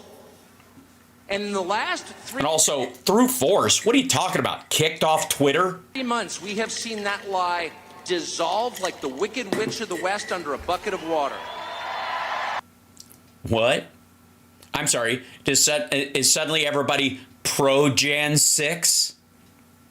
It's just dissolved like the Wicked Witch? Or is it, or is the idea that you support Trump doesn't make you pig-headed and bigoted or stupid, especially when you're a hat-wearing maggot as opposed to just a generalized Republican low-information voter, which I think there is a distinction. You think that just went away as we've gotten closer? Really? Look around. Yes, look around at this event that's full of the same people that go to this event all the time. Is this a room full of freaks and misfits? No, it's not. Yeah, it kind of is. And also, what do you mean misfits? You've created your own crowd. This is a room full of people who love their country enough to obey its laws, who sincerely believe in its... Sorry. No. Look, all allegations of money laundering aside, this motherfucker has been engaged in, FARA violations and possible Logan Act violations with Trump and others for a while now, making promises he can't fucking keep to people who are our direct enemies. So fuck off with this nonsense. Founding precepts, who pay their taxes, who go to work, the ever-shrinking percentage of Americans who work a 40-hour week, who expect nothing from the system and who have given their lives for the system, who are born in this country and plan to die here. And they're the most So not you, then. I see. Treated group in this nation. Yeah. The citizens of the country are the most mistreated group in the nation. Mm-hmm. Yeah. Because that's the thing, Democrats are always threatening to round us all up and kick us out of the country. And they're also the biggest group in this nation. So what, were they just, how are they getting their ass handed to them all the time? They're not some weird subculture of MAGA. They're America itself. Well, that's what a subculture of MAGA would think about themselves. That's why they seem confused when other Americans disagree with them. And the only people who are denying that are the freaks and the misfits, who it turns out are themselves a tiny, bizarre minority, a cult. Oh, I see. This is just kind of the more rubber ball your glue nonsense. Okay, nonsense. Okay. Who have controlled the rest of us through fear and aggression. Fear and aggression. Yeah. Did somebody run up and steal your bow tie, little boy? And that has ended. Has it?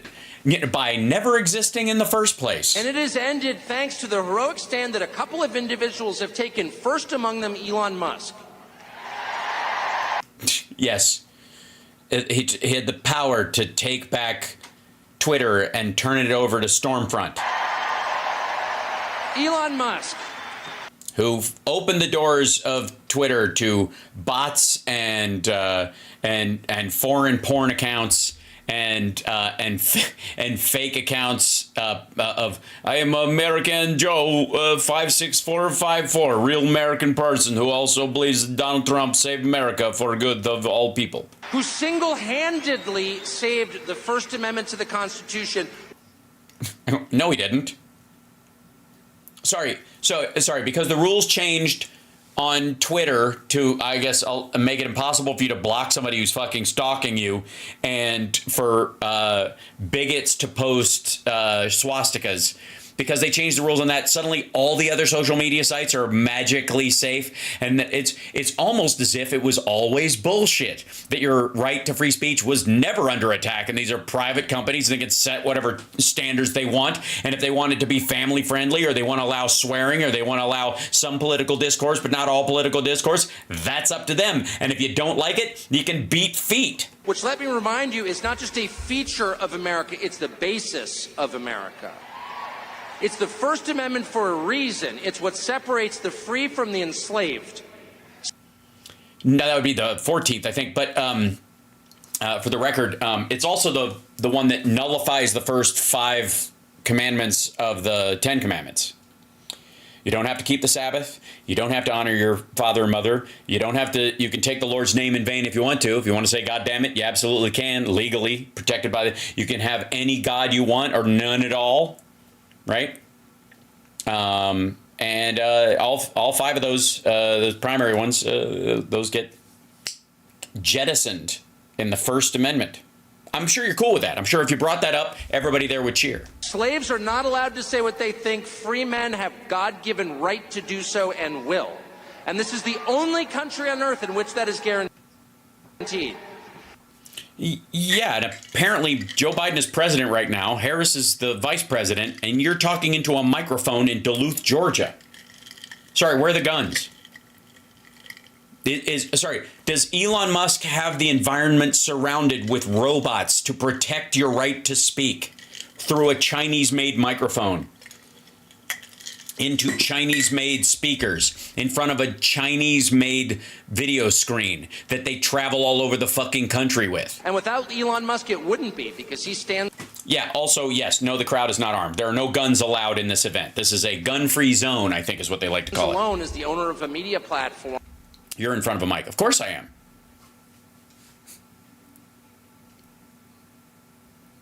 Yeah, that's or unless you're talking to him, which is entirely possible. That's the point. I'm not accusing anyone of denying my rights. Even when Trump was president, and he was, he's threatening to take the license away from CBS, and he certainly would shut down accounts.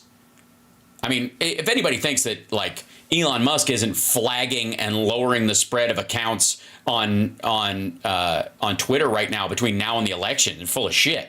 Of course he is. Open. There's only one, and it's X. It's foreign-born Elon Musk. And then for him to come out... Oh, you mean foreign-born. You mean apartheid baby.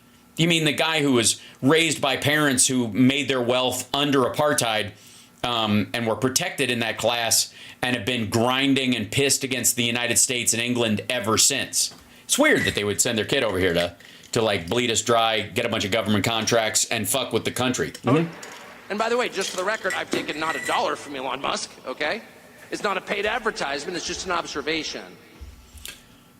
Well, you don't have to take $1 from he just artificially boosts you and allows you to take ad rev would be the idea. He doesn't pay you directly because he didn't pay anybody directly in that situation. He diverts funds to you. And this is heartfelt gratitude. And when you see the richest man on planet Earth stand up there in a t-shirt, start jumping... Wait, Putin? ...around on stage. Like a dipshit, I think, is the common review verdict. He's also one of the biggest federal contractors. People say, yeah, it's amazing. It's almost like he wouldn't have any fucking business at all if the taxpayer didn't fund it. I always got FU money. No, it's just the opposite. There is no such thing as FU money. The more money you have, the more vested you are. There's only FU poverty. What? Okay. If you need any more evidence that this motherfucker was born rich and has no idea what the fuck he's talking about, the more money you have, the more vested you are? Really? Tell that to the Sacklers. Actually, is the truth. And Elon Musk has more to lose than any living American by taking the position that he did, and he did it anyway. And no, he doesn't. No, he doesn't. If he lost 80% of his fortune, he'd still be worth fucking what, 10, 20 billion dollars? I got news for you, fuckwad. If somebody has a $35,000 job a year and they're trying to hold on to a fucking $112,000 trailer, they got a lot more to lose with very little room to make a mistake than this dumb motherfucker who will be a billionaire even if he fucks up entirely. What do you mean? Like, I mean, the biggest thing he has to lose is that he's obviously committing crimes that would put anybody else in jail, and that's what he's concerned about. so what's the message? That you have no idea what it's like to actually work for a fucking living, and you live in a diluted fucking cedar closet of horseshit? That you've been believing your own press for so fucking long that you buddy with the only friends you have are people who also believe their own press? What the fuck? You think anybody with $200 billion has more to lose than anybody else? This motherfucker couldn't spend every dime he had. If he fucking did Brewster's Millions every goddamn day till the day he died, he wouldn't be able to spend all that money. Even if he, again, I don't mean all of it, what he's got now. If he lost 80% of it, and if you don't think he's diversified enough of it or hid or parked enough of it overseas, Jesus Christ, so that he could bug out and go back to South Africa and live on a giant farm surrounded by robots, you goddamn straight he would. What are you talking about? If the person who's created the most, not just piles of cash, he's not Larry Fink, he's not worshiping money like our finance class, he's building things. And if no, the taxpayer is building that things. guy is for Donald Trump, and not only not ashamed of it, he's jumping around in a t-shirt. I can see his belly button, he's so excited. Then maybe I'm not alone. Maybe I'm not the freak. Or maybe he's one of you. And again, this is kind of the thing that shows up on like Instagram and this is what social media has brought to the gross class, which is this group of people who used to be loners and fuck ups. It's like when serial killers started talking on bulletin boards in the 90s. Sorry, Andrea, the shit with Ben Shapiro, I think, yeah. There's a period where these people used to be, when they would be in a group of actual people, family members, their general community, they would go, oh shit, I should watch what I say because the majority of people around me, don't agree with this stuff and find it grotesque. But then they go online, they find another person who talks just like them, and they think, oh, this is this bridge, there's someone else like me out there.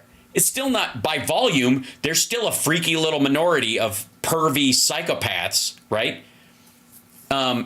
And yet he's under the illusion that because they've managed to throw a group together of maggots in, that moves around the country, same group everywhere, and that he only talks to 9 fucking people in his life all the time, or glad hands with people who think the sun shines out of his asshole, that somehow this means the rest of the world is finally accepting what he thinks. We're not. Maybe what you're really watching is the tyranny of MSNBC, a channel with virtually no viewers, a channel on which almost every single person has a personal life so grotesquely weird, if you knew the details, you'd call for their arrest. That's just true. And those people, the unhappiest. Also, again, this dude literally hangs out with Trump and Don Jr. So I guess the idea is that because Rachel's a lesbian who's in a long-term relationship, or Nicole Wallace is in a happy marriage with a new kid, because Joe and Mika are married.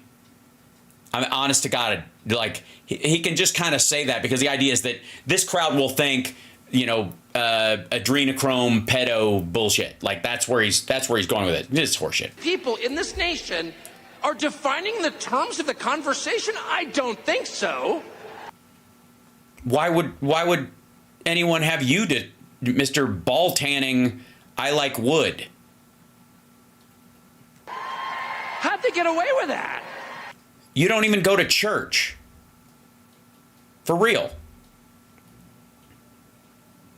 Tucker Carlson's not a Christian by any stretch. There's a bunch of Christians in that crowd who think he is. He's not. At all.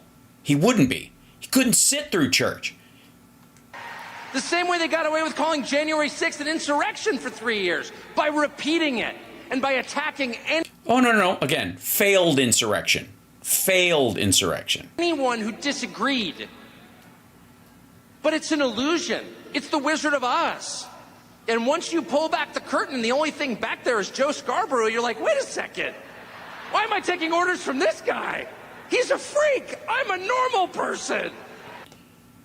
Yeah, no. Compared to Joe Scarborough, you're not a normal person. As far as I know, the weirdest thing about Joe Scarborough is his band. And that realization has settled on this country. No, it hasn't. What the fuck? Again, this is what happens when you think Twitter is a window. On the whole country. And you feel it. People are not afraid anymore. At all.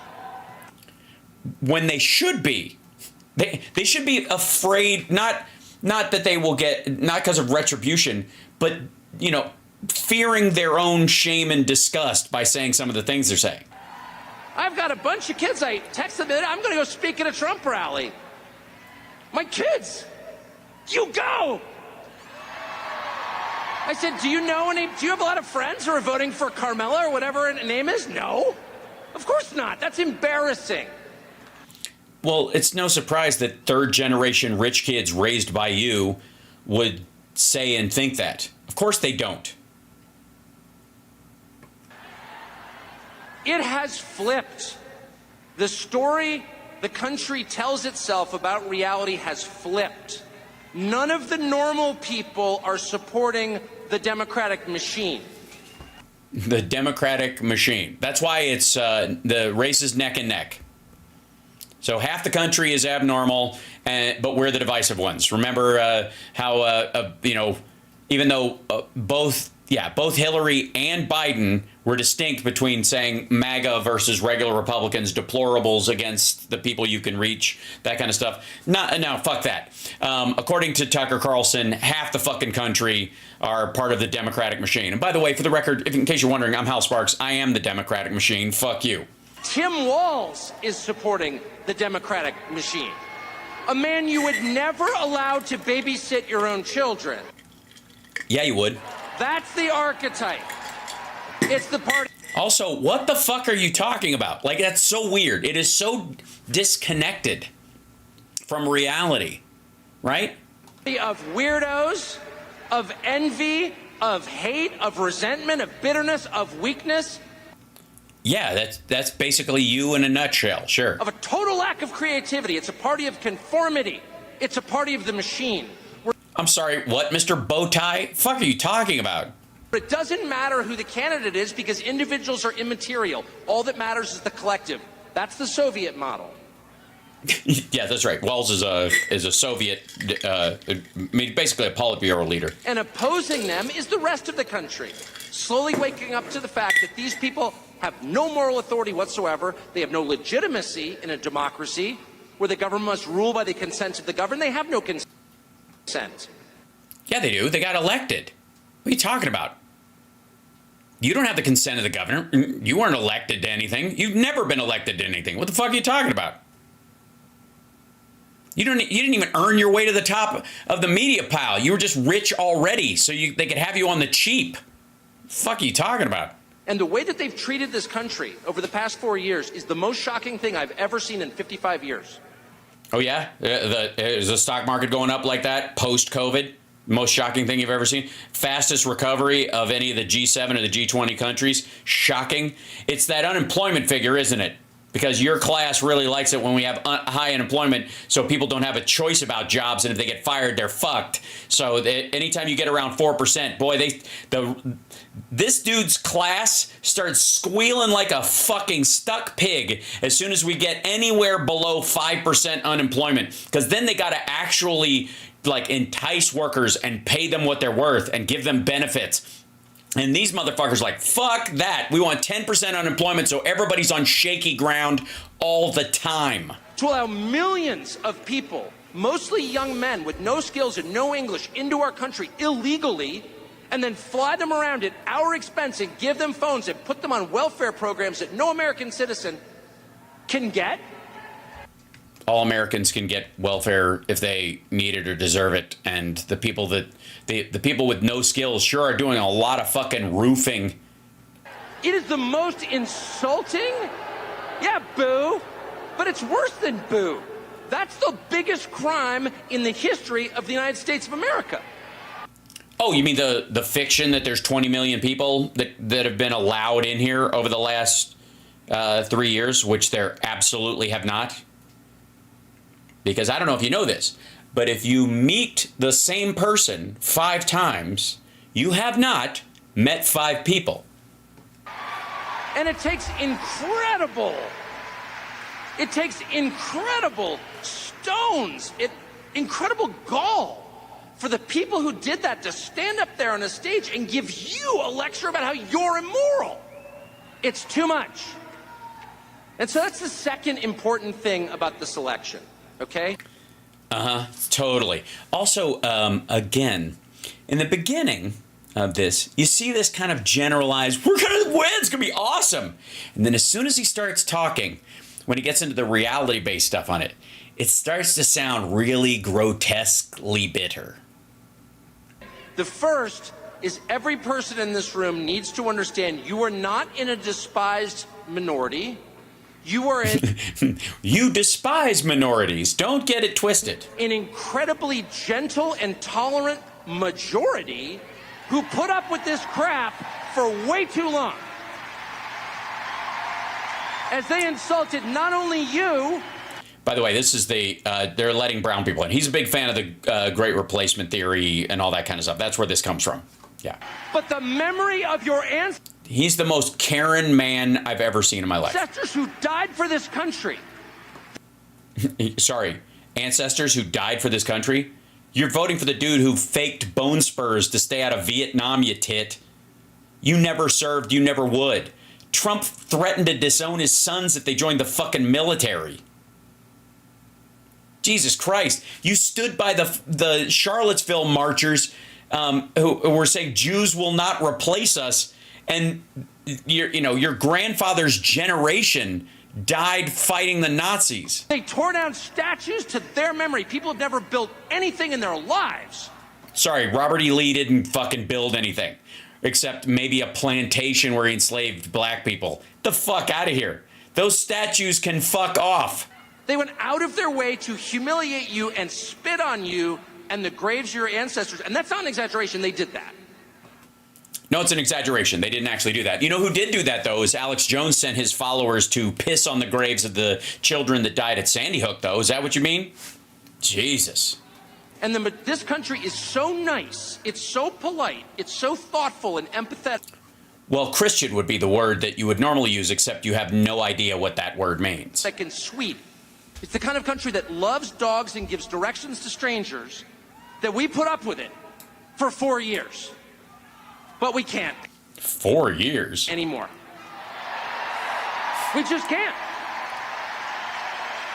And we can't for 2 reasons. Look how mad he's getting. I would like, again, this is really his sweet spot. This is for all the jokes that were made about his whole like daddy's going to come in and spank the little girl weirdness that everybody's focusing on. The heart of this, or lack thereof, of this speech is this bigoted man freaking out at what he believes and perceives to be the browning of America. And the fact that he has to deal with Latinos in the Republican Party, for example, and that he needs those people as voters. And if you ever want to see this motherfucker squirm, watch him start talking about the inroads made by Trump with Hispanic and Latino voters. He fucking hates it. The idea that they even need them disgusts him. And that's what this is. This isn't even anger at Democrats allegedly letting in a bunch of brown people across the southern border, because he knows that's bullshit. But he knows there's enough of those people here, and especially the DACA recipients, who, if you're going to have to win their vote over, and if you have in some cases because they are religious conservatives, a good portion of them, you're going to need those votes. It isn't that you want them, it's that you absolutely have to have them. And he hates that. Look at this motherfucker.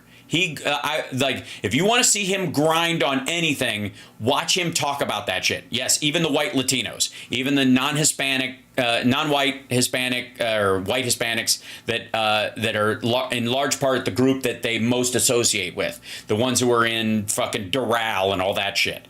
Even them. Let me tell you something. Tucker Carlson believes that anybody whose name ends in a vowel is a problem. This includes Italians. That they use that as that's one of their key factors. If you watch these asshole shit talk people online, and when they get as close to the line of explaining their racism directly to you, they believe anybody whose name ends in a vowel is a problem. And think of all the different ethnicities that speaks to. I'm serious about this. That's a no-go moment for them. Anybody whose name ends in a vowel. The first reason that we can't put up with it for one more minute is because it's just not justice. It's not. It's not justice. It's unfair. You cannot reward the most parasitic, useless, violent, nasty, aggressive people in your country. You Why? You mean you're giving them a speech right now? I can't make them the richest. You just can't. It's just wrong. Can't make them the richest? I thought you liked Elon Musk. In a fair, decent country, the people who work the hardest, who have the highest level of talent, who are the most creative, who are the most decent to their neighbors, who give the biggest tips to waitresses, those people should be successful. Okay, that's an anti-black thing. There's this idea that black people don't tip. That's what he's talking about. He can't not put that in there. He means black people. We're not even talking about like people coming across the southern border. Look at his face. When he says, again, that's the myth that black people don't tip, and that's what he's saying. Understand that. There's not even a question. He wouldn't even deny it. If you said, what do you mean with don't tip? Like, he'll tell you, black people don't tip. For real. Those people should be revered. It shouldn't be Larry Fink. Are you joking? Kamala Harris shouldn't have a job. She has no skills.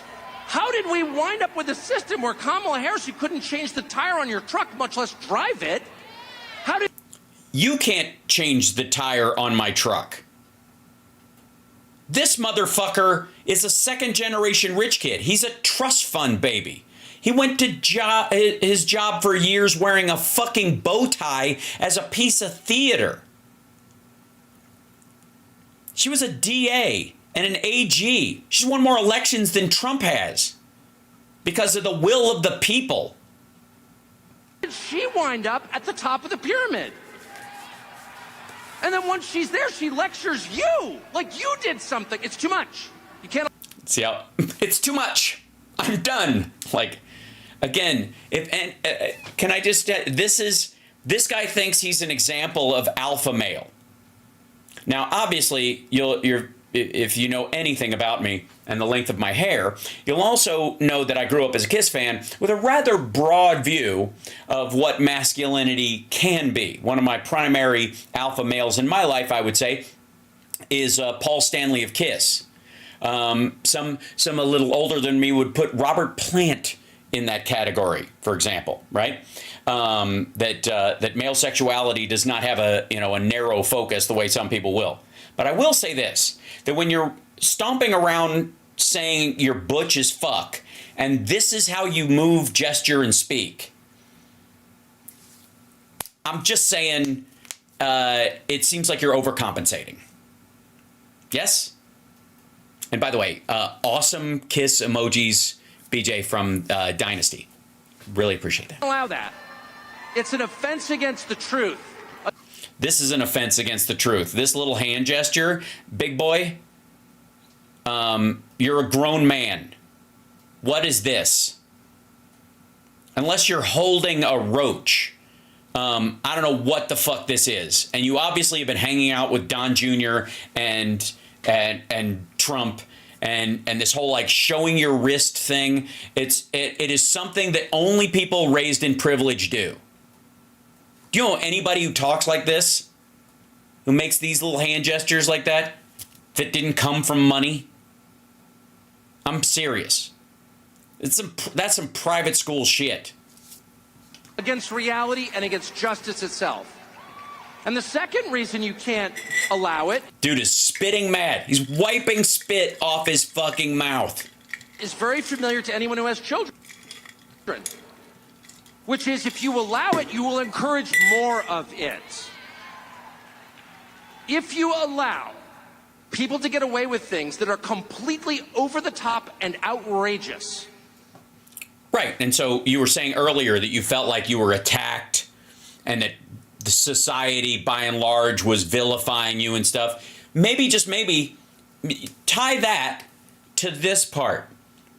That maybe, just maybe, the reaction you're getting is because you're outrageous and full of shit. Also, outrageous is a bullshit cover word. But that said, outrageous.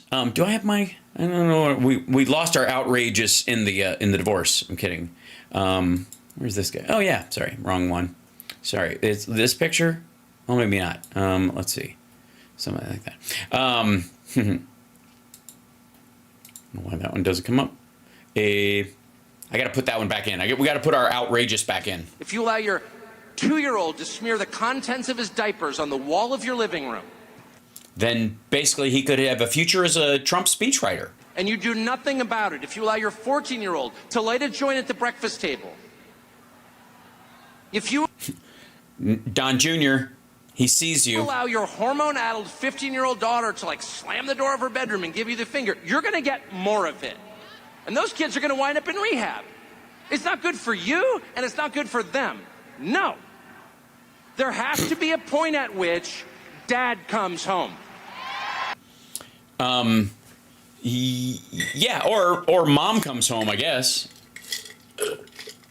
If dad is a fucking philandering, Sudafed and Adderall snorting prick who doesn't even have the strength, means, or wherewithal or desire to change his own fucking diaper. And by the way, if anybody needs proof that everybody at Turning Point Action, especially Charlie Kirk and Tucker Carlson, have daddy issues, this is it. Because when they create this fantasy about daddy coming home, the one getting the spanking in this fantasy is them. Yeah, that's right. Dad comes home. And he's pissed. Dad is pissed. Right. Because people in the house are reading and he doesn't understand words. So he starts stomping around going, flies, I don't like flies or mosquitoes. Arrgh. He's not vengeful. He loves his children. He's just drunk. Disobedient as they may be, he loves them. Because they're his children, they live in his house. But he's very disappointed in their behavior. And he's going to have to let them know. He's going to have to get to your room right now and think about what you did. And Yeah, that'll do it.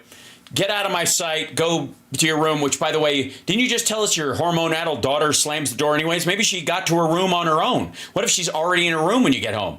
What happens then? What does Dad do when he comes home pissed and the house is empty because everybody's in their room because they've slammed the doors? And he's like, where is everybody? And then I guess he just starts turning over the furniture. I don't know how your shitty dad fantasy porn works. when Dad gets home, you know what he says?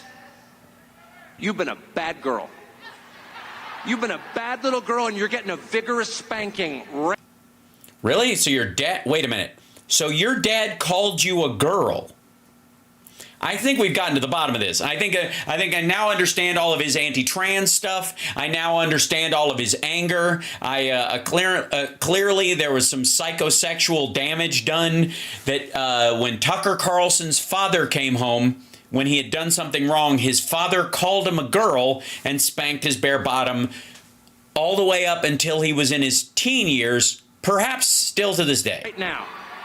And no, it's not going to hurt me more than it hurts you. No, it's not. I'm not going to lie. This is going to hurt you a lot more than it hurts me. And you earned this. Oh, I see. So he doesn't understand even the analogy of this. Like, I don't want to have to spank my child. And that's because also he's getting off on this. The reason one would think a father would go, this hurts me more than it hurts you, is because I don't want to have to spank my kid. I don't want to have to hit my kid to get them to learn. This will be temporary, but this hurts to have to do because it's a bigger issue. But in Tucker's case, he masturbates to this kind of porn. Well, I mean, it's more like a floppy squeezing that ends up with nothing, not so much actual. And you and I think of masturbation as a vigorous act.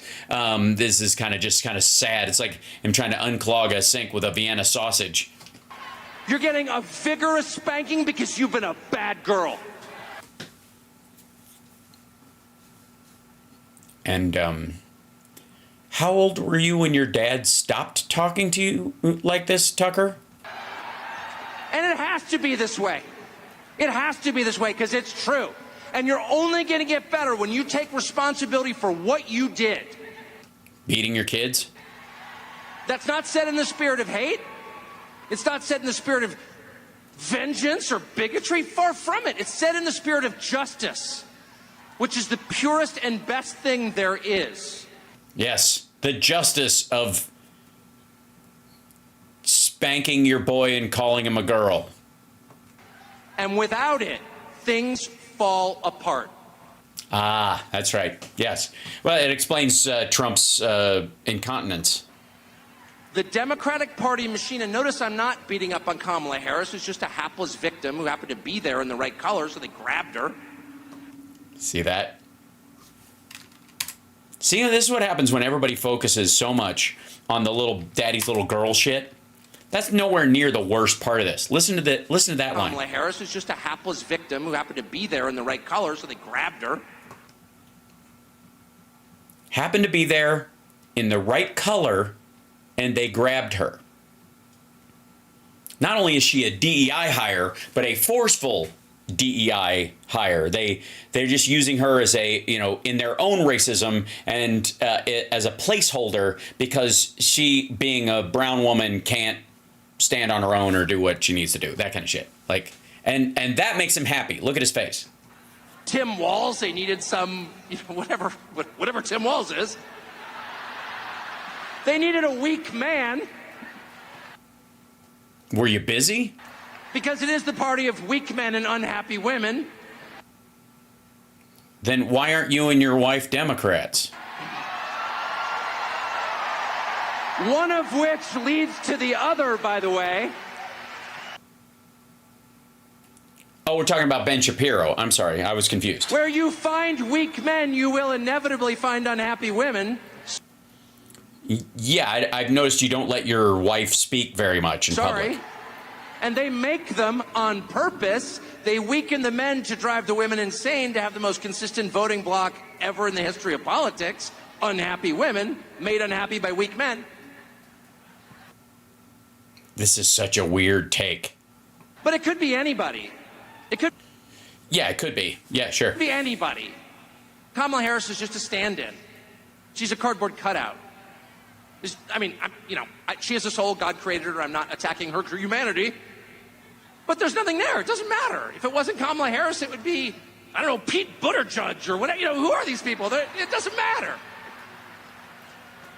Also, yeah, it might be him because he's qualified. They're the cutout. He's actually really smart. And you'll notice though, he didn't pick one of the straight white males. He didn't pick. He picked the gay man. He went. They'll pick the black lady or they'll pick the gay man. That's what he means. And the idea that Pete Buttigieg, because he's gay, is also weak is the subtext of this. Fuck this dude. They worked. By the way, Tucker Carlson, massive weakling. Just an absolute, couldn't fight his way out of a wet paper bag. Just a complete wuss on all fronts. Not even like faux tough. Like dumpy, weak, like hyper emotional. All the things he thinks of as feminized women. He's a perfect example of it. It's super. I mean, again, what a great example of overcompensation. For the machine, they're totally dispensable. They're replaceable. And they need to have Again, if they were, real quick, I know, but if they're totally dispensable and replaceable, why didn't they just do it? If they're totally dispensable and replaceable, they could find the perfect candidate from some other thing. They could manufacture this, this artificial stand-up, like I don't know. Let me think this through. Like if you were trying to create like the perfect Republican, just as a piggish, anti-woman, anti-immigrant prick who isn't in government and kind of comes from the business world and has this history of, I don't know, having pretend business successes, was even like a TV game show host, for example, where you could concoct a fake cardboard cutout of a rich dude who knows what he's doing, who just says, I know the best people and I know the best words and all that kind of stuff. That would be, why wouldn't, if the Democrats, whoever they have, if Kamala or Pete Buttigieg are completely replaceable, why wouldn't the Democrats just create their own version of that? limits set for them. And so on election Oh, you mean like Project 2025? Gotcha. Day, and I sincerely believe Donald Trump's going to win. And if I thought he was going to lose, I'd be here anyway, by the way. Saying the same thing. I know, because he's going to lose. I would. In fact, I would have been here earlier if I thought he was going to lose, just to make the point. Earlier than what? Your speaking time? You were. I mean it. Again, what do you mean earlier? The day before the thing happened? I don't like people who jump on the winning train, okay?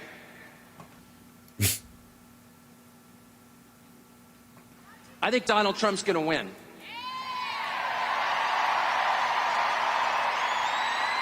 And not only do I think Donald Trump's going to win, I think that the vibe shift has been so profound. I mean, the numbers suggest he's going to win. He's ahead in all 7 battleground states. No, he's not. But much more important, and the early voting seems to be favoring him. No, it does not. But more important even than the conventional political markers is what you smell around you. And in what? Your narrow, protected bubble? It's the return of freedom. It's the return of the country you grew up in, where you could say things like, I like that guy, and maybe you like the other person. That's fine. Yeah, you could say that. You could say, look, Tucker, let me tell you something, buddy. We're glad you jettisoned your bow tie. And if you want to say in 2024 or from now on, I like that guy, believe me, we're all fine with it. We don't want to see it. Most of us are disgusted by you in general, so you partnering with someone else would not make that any better. But believe me, none of us have a problem with you saying, I like that guy. As a matter of fact, if you said that, it might ease up. You might not feel as pent up and angry. And you might become a nicer person. That was not allowed for 9 years. And it's allowed now. And why was it not allowed? What are you talking about? By who? I think, and it's because of what they did, by the way. They deserve this. But I think the vibe is so strong right now. Yeah, it's a vibe thing. Yeah, you don't need a get out the vote machine. You don't need to organize to make sure people get to vote and all this kind of stuff. You just need vibe, baby. I don't think you can get away with pretending something else happened. I don't think we can have another 2020 at this point. I just don't. I don't. Oh, you mean we can't have another thing where you guys pretend he actually won? Where they hid relevant facts from you. What would those relevant... Well, maybe you'll say. They prevented you from knowing about their candidate and then claim victory. Okay, so this is the fallback on this is that they somehow... that the 6 hours that the Hunter Biden laptop was off of the New York Post story about the Hunter Biden laptop they never actually laid eyes on and never have, was off Twitter for 6.5 hours, something like that, and created a total Streisand effect, which you could argue was actually more helpful to getting the story out than hindering it. They believe that had you known about it, it totally would have changed the election because people would have gone, oh my God, Hunter is an addict and did a bunch of shit. And so we totally, and granted, it doesn't matter that Rudy Giuliani had the contents of that hard drive that he brought back from Ukraine, that he got from a Russian in whatever, late 2019, and he held on to it and then wouldn't give a copy of it, even during the New York Post story, wouldn't let them have a copy of it, just let them look at parts of it, and then kept it, because if they actually looked at it, they'd realize it was a fabrication. That story would have been enough to change my vote and have me vote for Donald Trump, who had fucked up COVID so bad that we were, hundreds of thousands of Americans were dying, and he had no plan to fix it, and he was just like, he'd given up. So much so that his favorite chart shows him leaving office in April of 2020, which I think spiritually is true. 37 billion votes or whatever they claim he got. That's rigging the election. Period. No, it's not. If the government prevents people from knowing critical information about a candidate, they have rigged the election. Yeah, they didn't. And if the sitting president has his lawyer hold on to information until October and only release it then, because if people got to look at it earlier, they would realize it was fake. It wouldn't work as an October surprise. So they release it that close to the election. And when they had it earlier, proves that it was an attempt at election interference by Trump. It just failed. And they did that.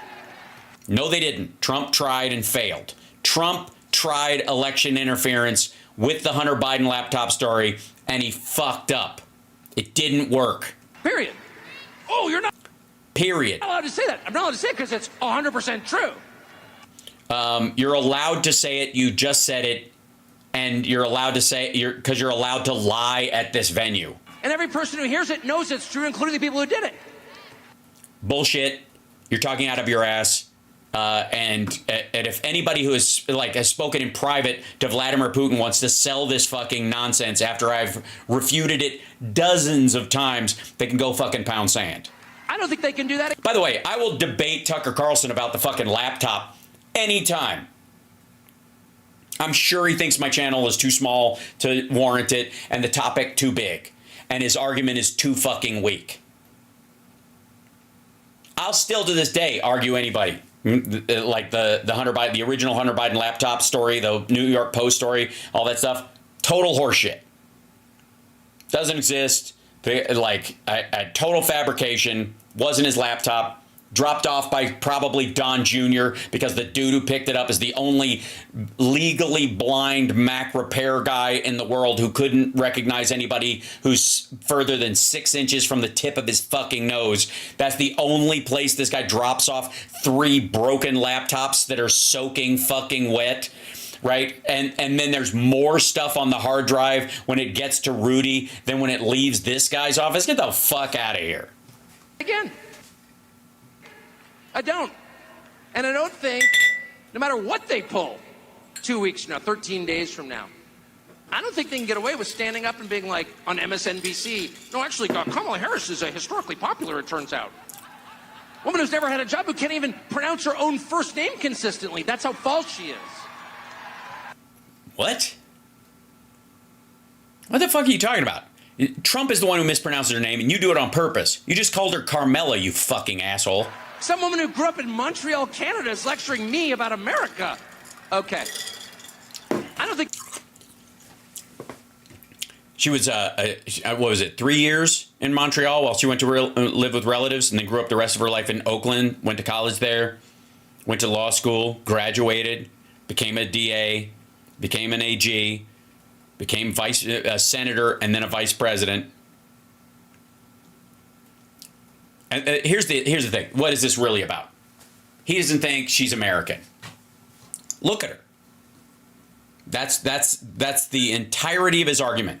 They can do that because I don't think people are going to sit back and take it. Also, this motherfucker's never had a job in his fucking life. Not a real job.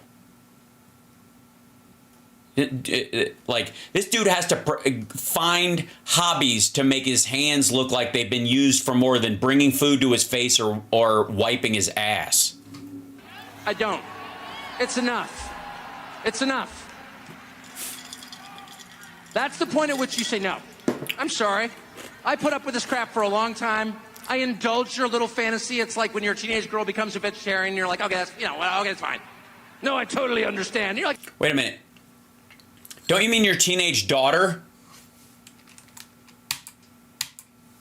I'm sorry. I put up with this crap for a long time. I indulge your little fantasy. It's like when your teenage girl becomes a vegetarian and you're like, okay, that's, okay, it's fine. Most people would say your teenage daughter. That's a weird Freudian slip. Isn't it? Your teenage girl? Did your teenage girl become... Was that the one that you were having lunch with Matt Gaetz when he basically threatened you while you were still on Fox of bringing up who her name was? When, you made this point of like, you were there with your wife when he knew your wife wasn't there? Who was that, by the way? Does anybody work that shit out yet? Because his wife wasn't at dinner with them, with Matt Gaetz and whoever the girl he was with. And that got brought up on that apology tour episode of Tucker. There was a strange girl, I guess now, with Tucker Carlson. I wonder what she ordered. Anybody know? It was probably a vegetable dish. What do you think? No, I totally understand. You're like, it's a phase. But if that phase goes on for 9 years and includes destroying your major cities and allowing your country to be invaded by millions of foreigners whose identities you don't know, and whose purpose... With whose identities you don't know? Sorry, do you know the people who come here legally? Do you know their identities? I mean, I look, you don't like them anyways. In this country is unclear, by the way. Why shouldn't we feel threatened by that? If they go out of their way to crush families... They don't go out of their way to crush families. Matter of fact, it would be the child tax credit helped bring children out of poverty faster than any other single act in American history, short of, I guess, Social Security and Medicare and Medicaid. But since then, certainly. They're anti-family. She wants to make it so that the first year of life, you get a $6,000 tax credit to make it easier for you to have a kid, and especially take care of that kid in the most expensive year of their life, the first, and then continue to have a $3,500 to $5,000 tax credit, depending on your economic strata that you're in. That would be kind of pro-family. It seems like it. To make it impossible for your kids to buy a house. It's not impossible for your kids to buy a house. Houses are expensive right now because there's very few of them, so you need more. And the Fed controls interest rates. My parents bought a house when I was a kid, and the interest rate was like 18%. Getting My mom made $7,000 a year. involved in the sex lives of your children, which they are. How? How are they getting involved in the sex lives of your children? What do you mean, teaching sex ed or? If they do all of that, they need to lose. And at the end of all of it, when they tell you they've won, no. Okay, so that's what this is about. This is about setting up the idea that Trump's going to win. I believe Trump's going to win, and if they tell you they've won, no. Yes, they have. He knows she's going to win. Look how mad he is. That's what this is about. He's aware Harris is going to win. Look at his face. This is not somebody who believes that Trump is ahead in the swing states. This is not somebody who believes that they're going to be able to pull this out. This is not somebody who actually believes in the moral fortitude of Donald Trump. There it is. When they tell you they've won, no. And I believe Trump is going to win. Okay, so he's ahead in the polls. Okay, so the idea is that he was ahead in the polls. There's no way he could have lost. Well, tell that to Hillary Clinton. Secondly, when he does lose, they're going to use the idea that in their head or on fucking this stage, he was ahead in the polling. So therefore, he should, it was stolen. Therefore, You can look them straight in the face and say, I'm sorry, Dad's home, and he's pissed. Thank you. Well, then he could sleep in the fucking barn. I don't know what to tell you. Also, if Dad's home and he's pissed, Mom got a restraining order. And he's got to go to anger management counseling and stop drinking, or he can't come back in the fucking house. What are you talking about? Anyways, that's the nature of this story. Like, Jesus Christ. Thanks for sticking through that one, kids.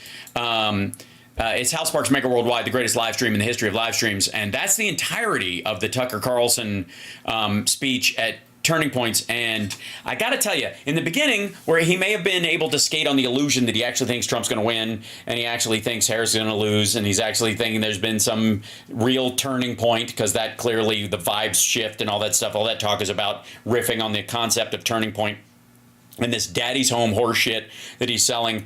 I think it's abundantly clear that he doesn't buy it.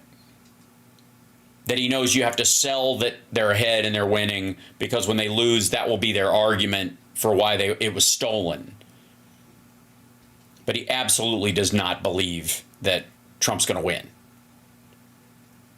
And he knows also, you can tell by the amount of anger in what he's saying. And, think about all the times like Sean Hannity and others are like, where's the joy in the Kamala Harris thing when she's talking about abortion, or she's talking about his comments about Hitler? Suddenly they're all mad, whatever, blah, blah, blah. Recognize how they're like, where's all the hope and joy gone? That kind of stuff. And then look at how Tucker Carlson sounds.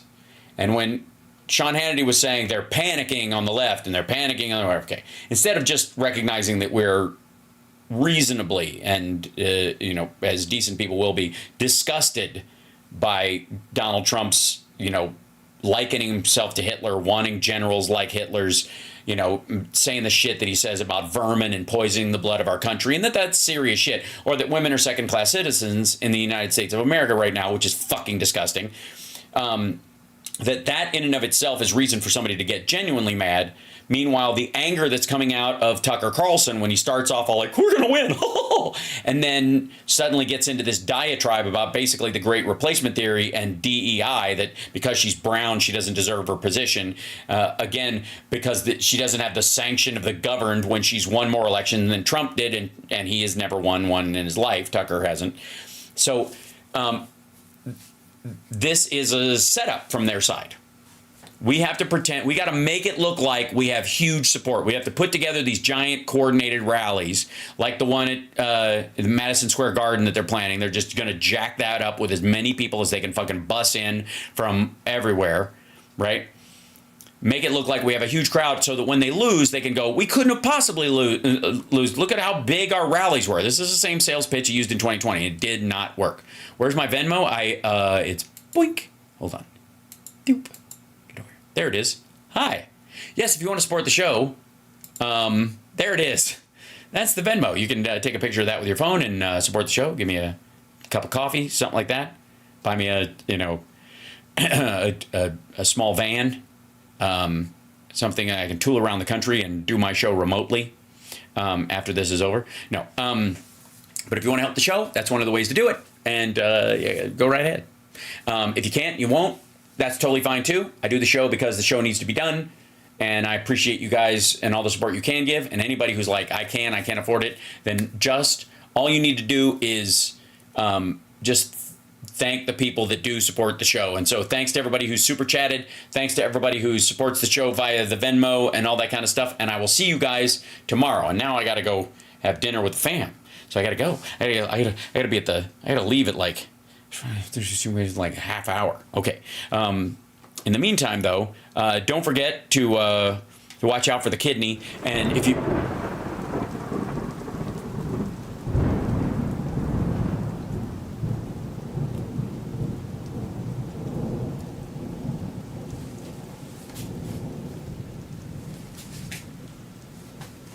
The kidney has a very special place in the heart. Ah, yes. That is true. I've heard that.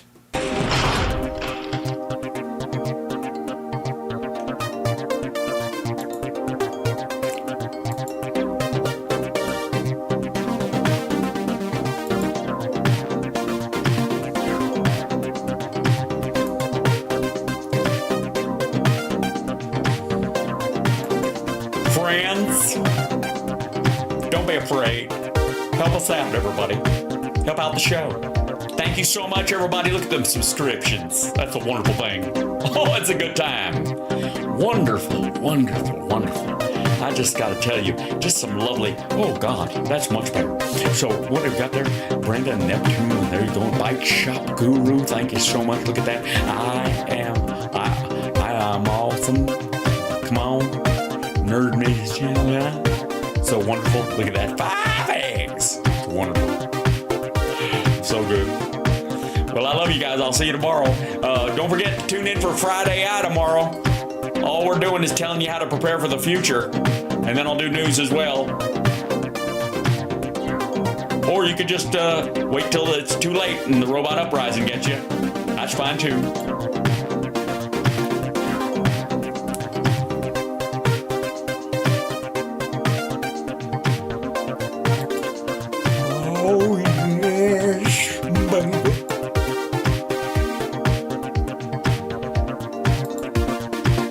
To subscribe.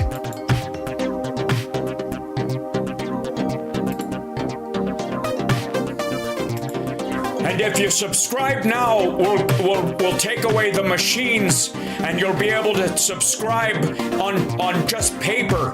We'll use paper ballots to get people to subscribe to the channel, but you have to do it right away. Well, gosh darn it.